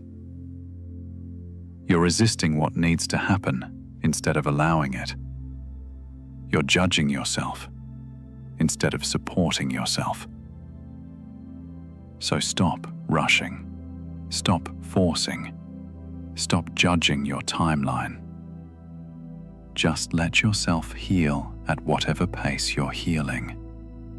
Trust that pace. Trust your process. Trust that your psyche knows what it's doing, even when your mind wants it to hurry. Some people heal faster. Some people heal slower. Neither is better. Neither is right. They're just different. Different people, different relationships, different circumstances, different healing paces. Your pace is your pace. Honor it. Respect it. Trust it. Even when it feels slow. Even when you wish it were faster. Even when others think you should be done already. This is your healing, not theirs.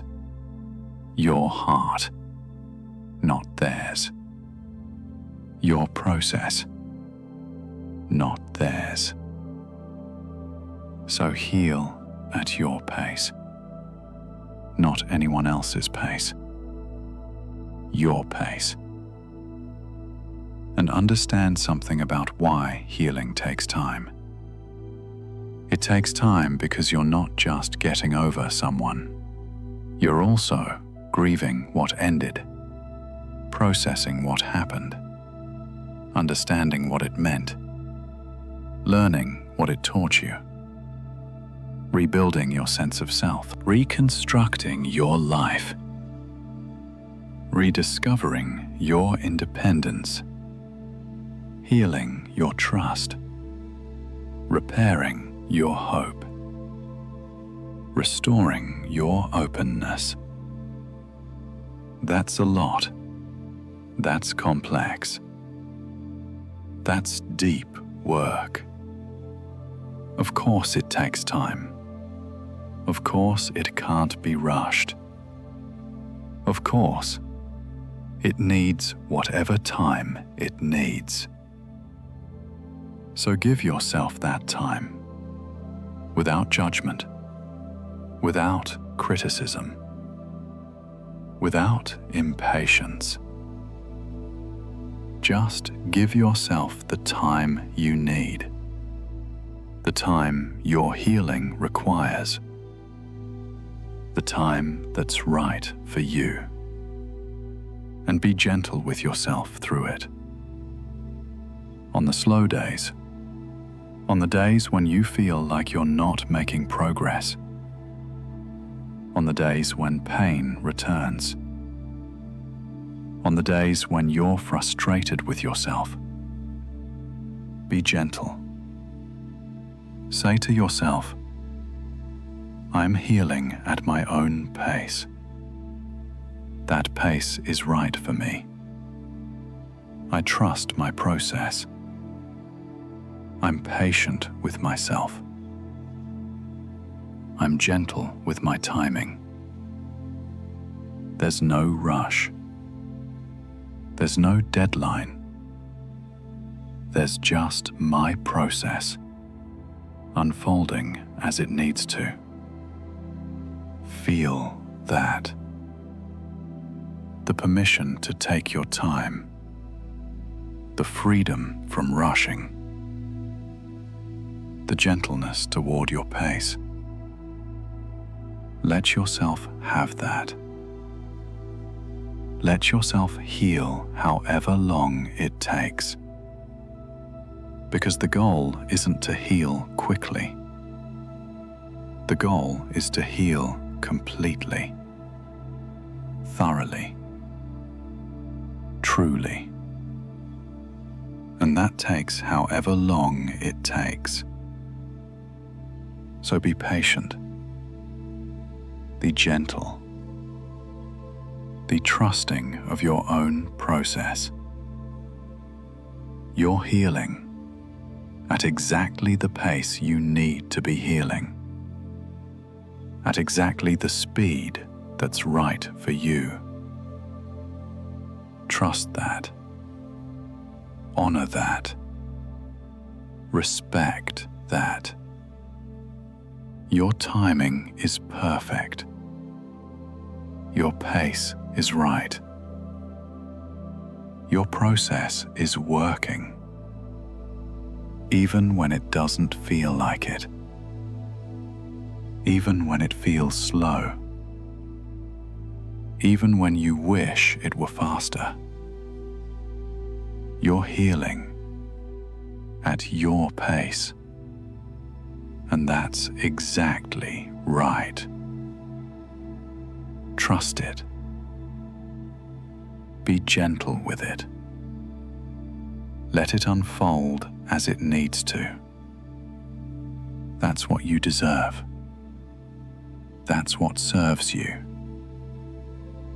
That's what creates complete, real, lasting healing. Your pace, your process, your timing. Trust it all. Be gentle with all of it. Let it be exactly what it needs to be. That's healing. That's self-love. That's what you deserve. Let me tell you about self-care during heartbreak, about what you actually need right now. Not what you should need, not what would be ideal, but what's real, what's practical, what actually helps. First, basics. Sleep, food, water, movement, hygiene. These matter. When heartbreak hits, these often slip. You stop taking care of your body because your heart hurts. But your body needs care, especially now. Especially when everything feels hard.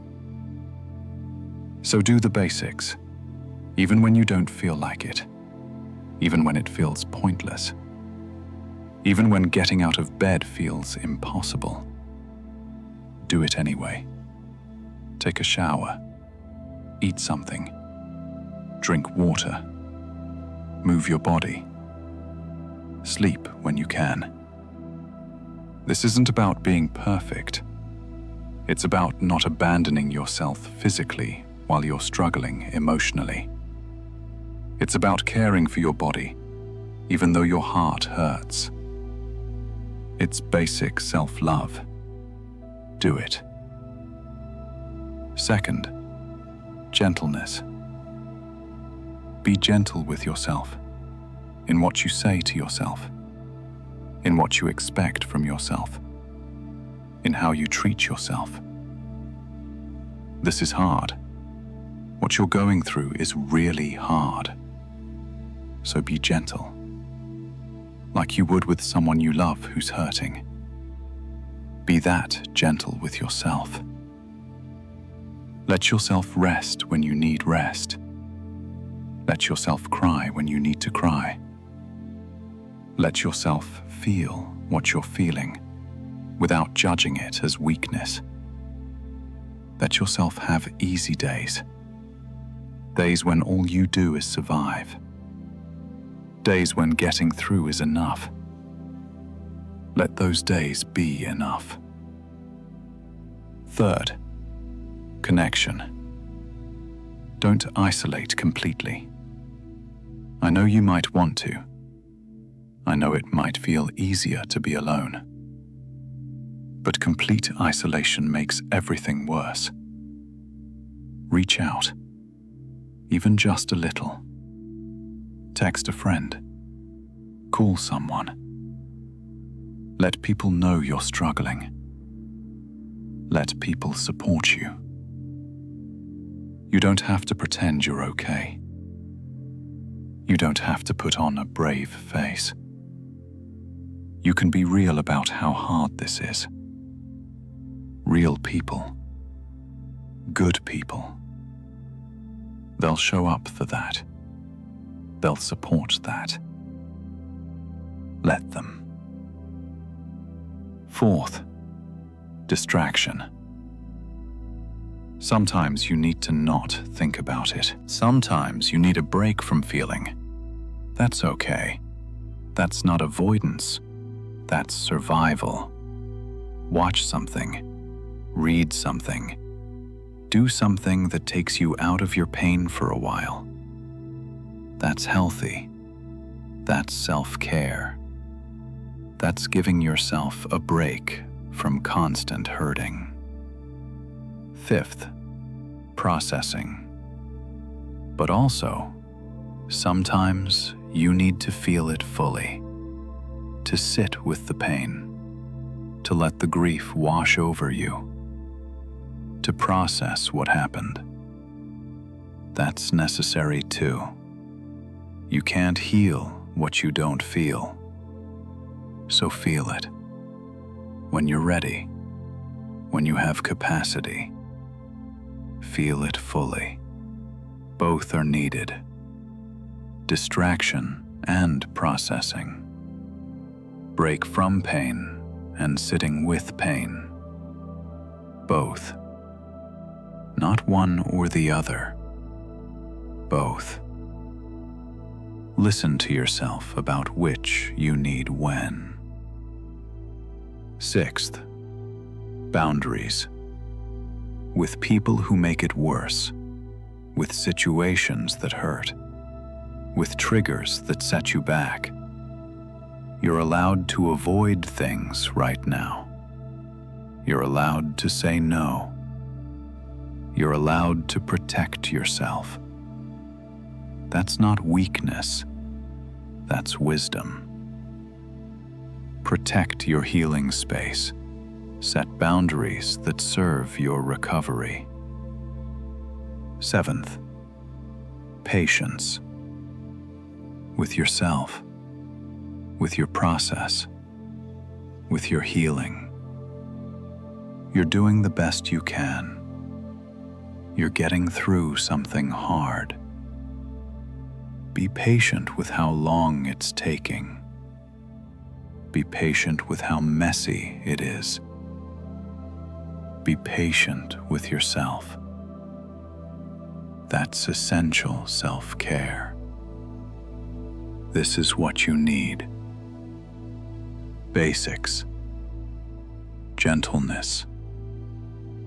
Connection. Distraction. Processing. Boundaries. Patience. Not perfection. Not having it all together. Not being strong all the time. Just these things. These practical, real, helpful things. Do them as best you can. Imperfectly, inconsistently. But do them. Because you deserve care. You deserve support. You deserve help through this.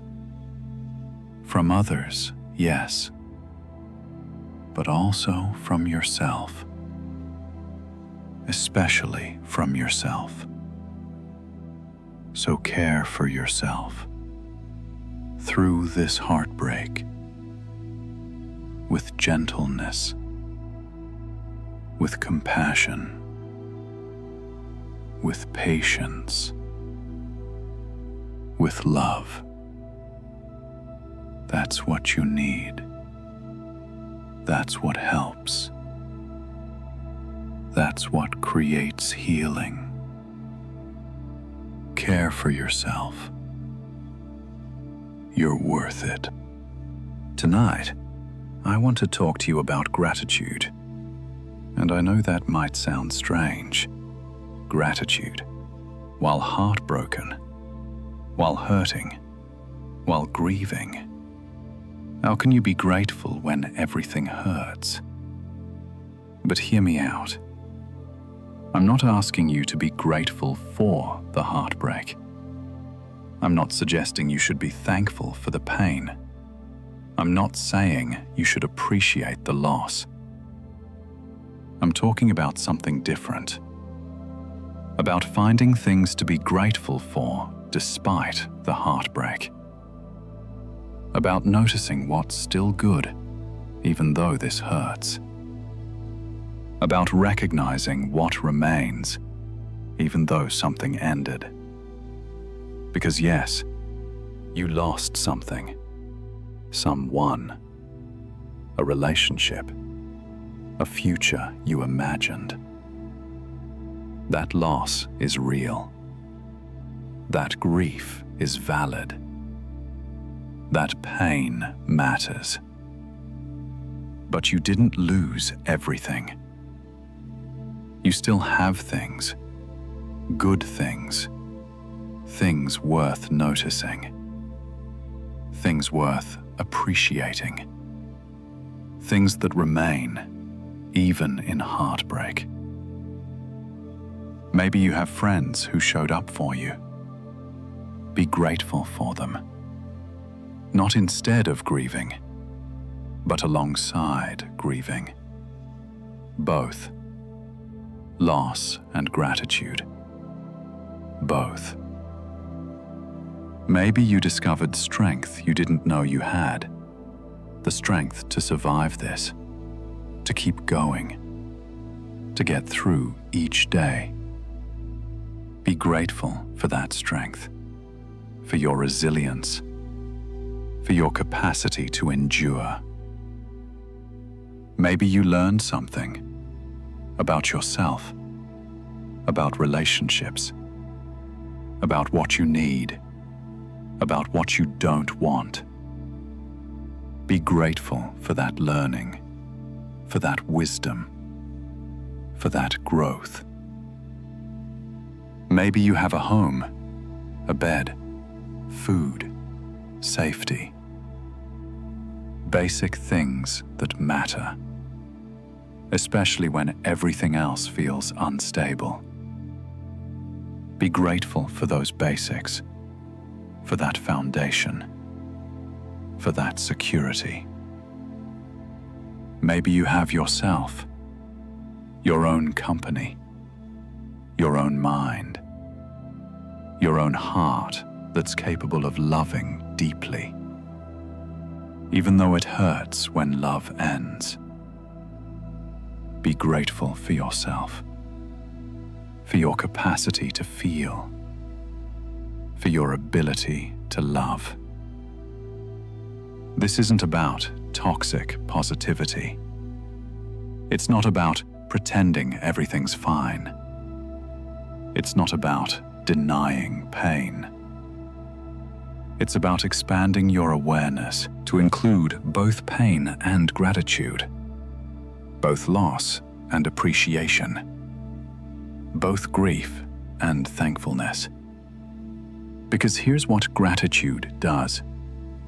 It shifts perspective, even slightly, even temporarily. It reminds you that while something ended, not everything ended. While you lost something, you didn't lose everything. While this hurts, not everything hurts. That shift, that reminder, that expanded awareness, it helps.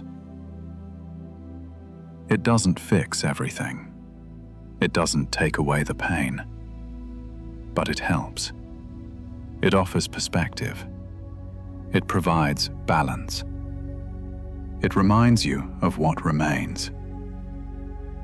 So tonight, even though it's hard, even though it feels strange, try it. Try noticing something to be grateful for. Just one thing. Not instead of your pain. Alongside your pain. Both. Maybe say, I'm heartbroken. And I'm grateful for the friends who are supporting me through this. Both. Both true. Both real. Both valid. Or, I'm grieving. And I'm grateful for my own strength that's getting me through this. Both. Grief and gratitude. Both. Or, this hurts, and I'm grateful for what I learned from this experience. Both. Pain and appreciation. Both. See? Both can exist. Should exist. Grief doesn't cancel out gratitude. Gratitude doesn't diminish grief. They coexist. They balance. They're both part of being human. So practice this. Gentle gratitude. Not forced, not performed, not pretending. Just honest appreciation for what remains, even though something was lost. For what's good, even though something hurts.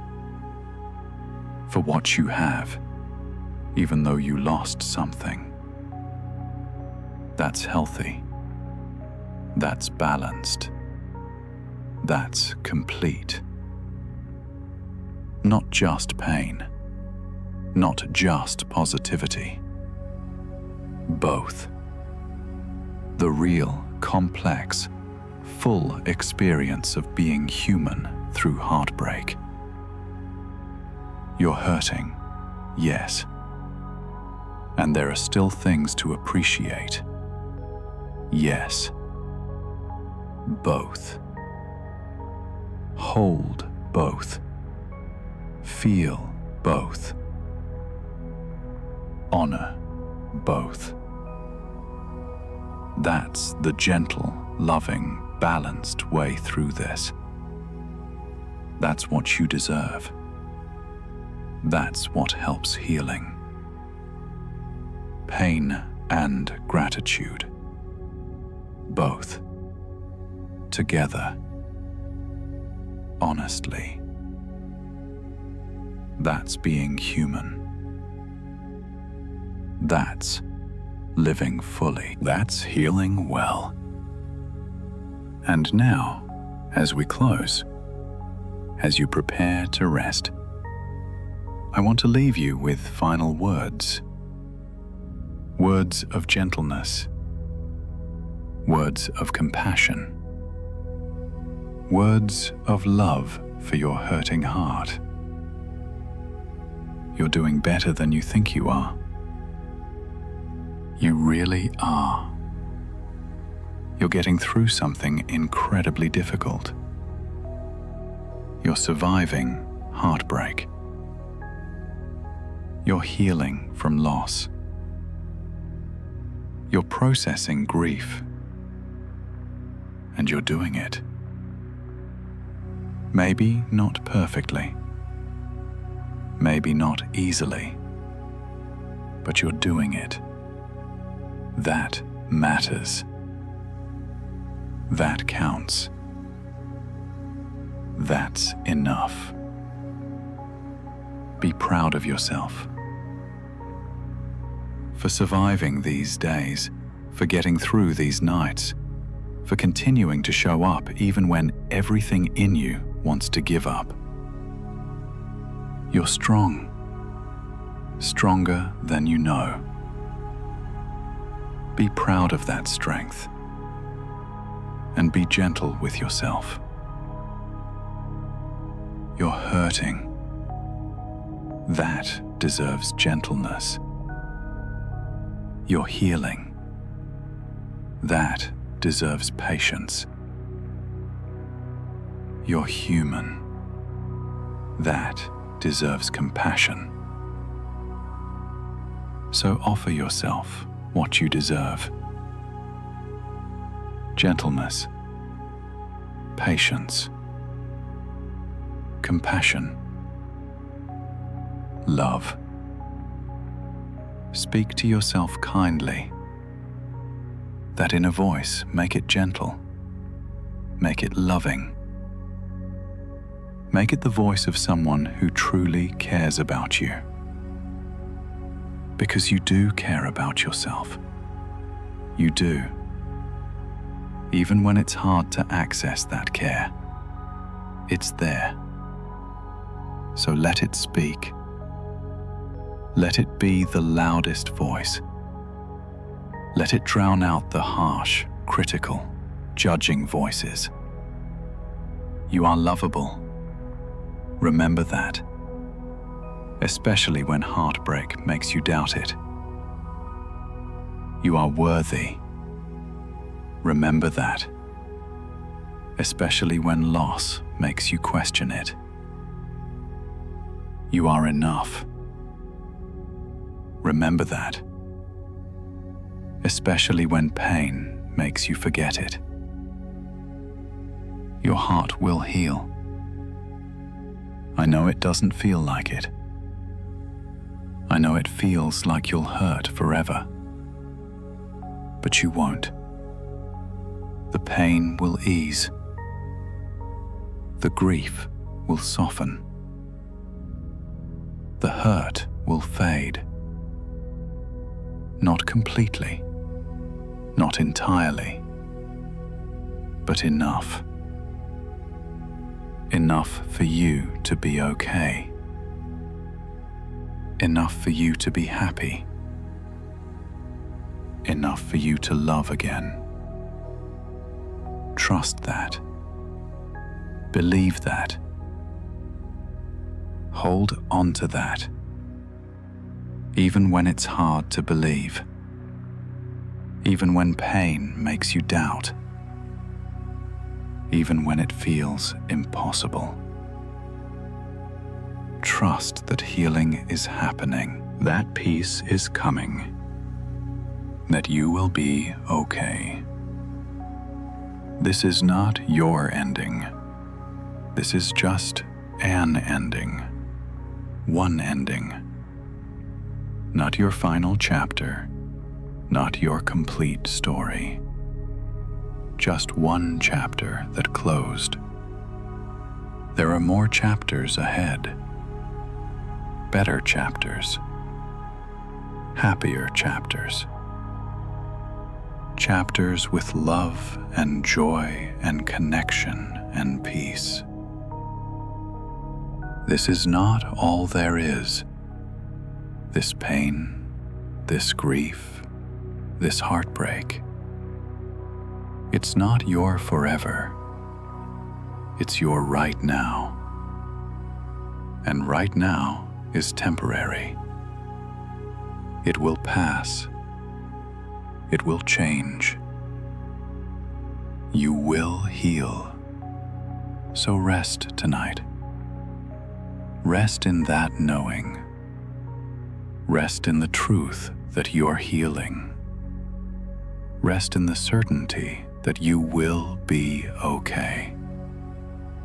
Rest in the belief that better is coming. Place your hand on your heart. Feel it beating. Your heart, still beating, still working, still loving. Even though it hurts, even though it's broken, it's still there, still yours, still capable of healing, still capable of loving again. Say to your heart, thank you for loving. Thank you for feeling. Thank you for staying open. Thank you for being brave enough to hurt. I'm sorry you're hurting. I'm here with you. I'm gentle with you. I love you. We're going to be okay. Say it. Mean it. Feel it. That's love. That's self-love. That's the gentle inner voice. That's what heals. So rest. Rest in love. Rest in gentleness. Rest in compassion. Rest in the knowing that you're healing, that you're worthy, that you're going to be okay. Your heart is healing with love, with gentleness, with time, with patience. Trust that. Believe that. Rest in that. You are enough. You are worthy. You are lovable. You will heal. You will love again.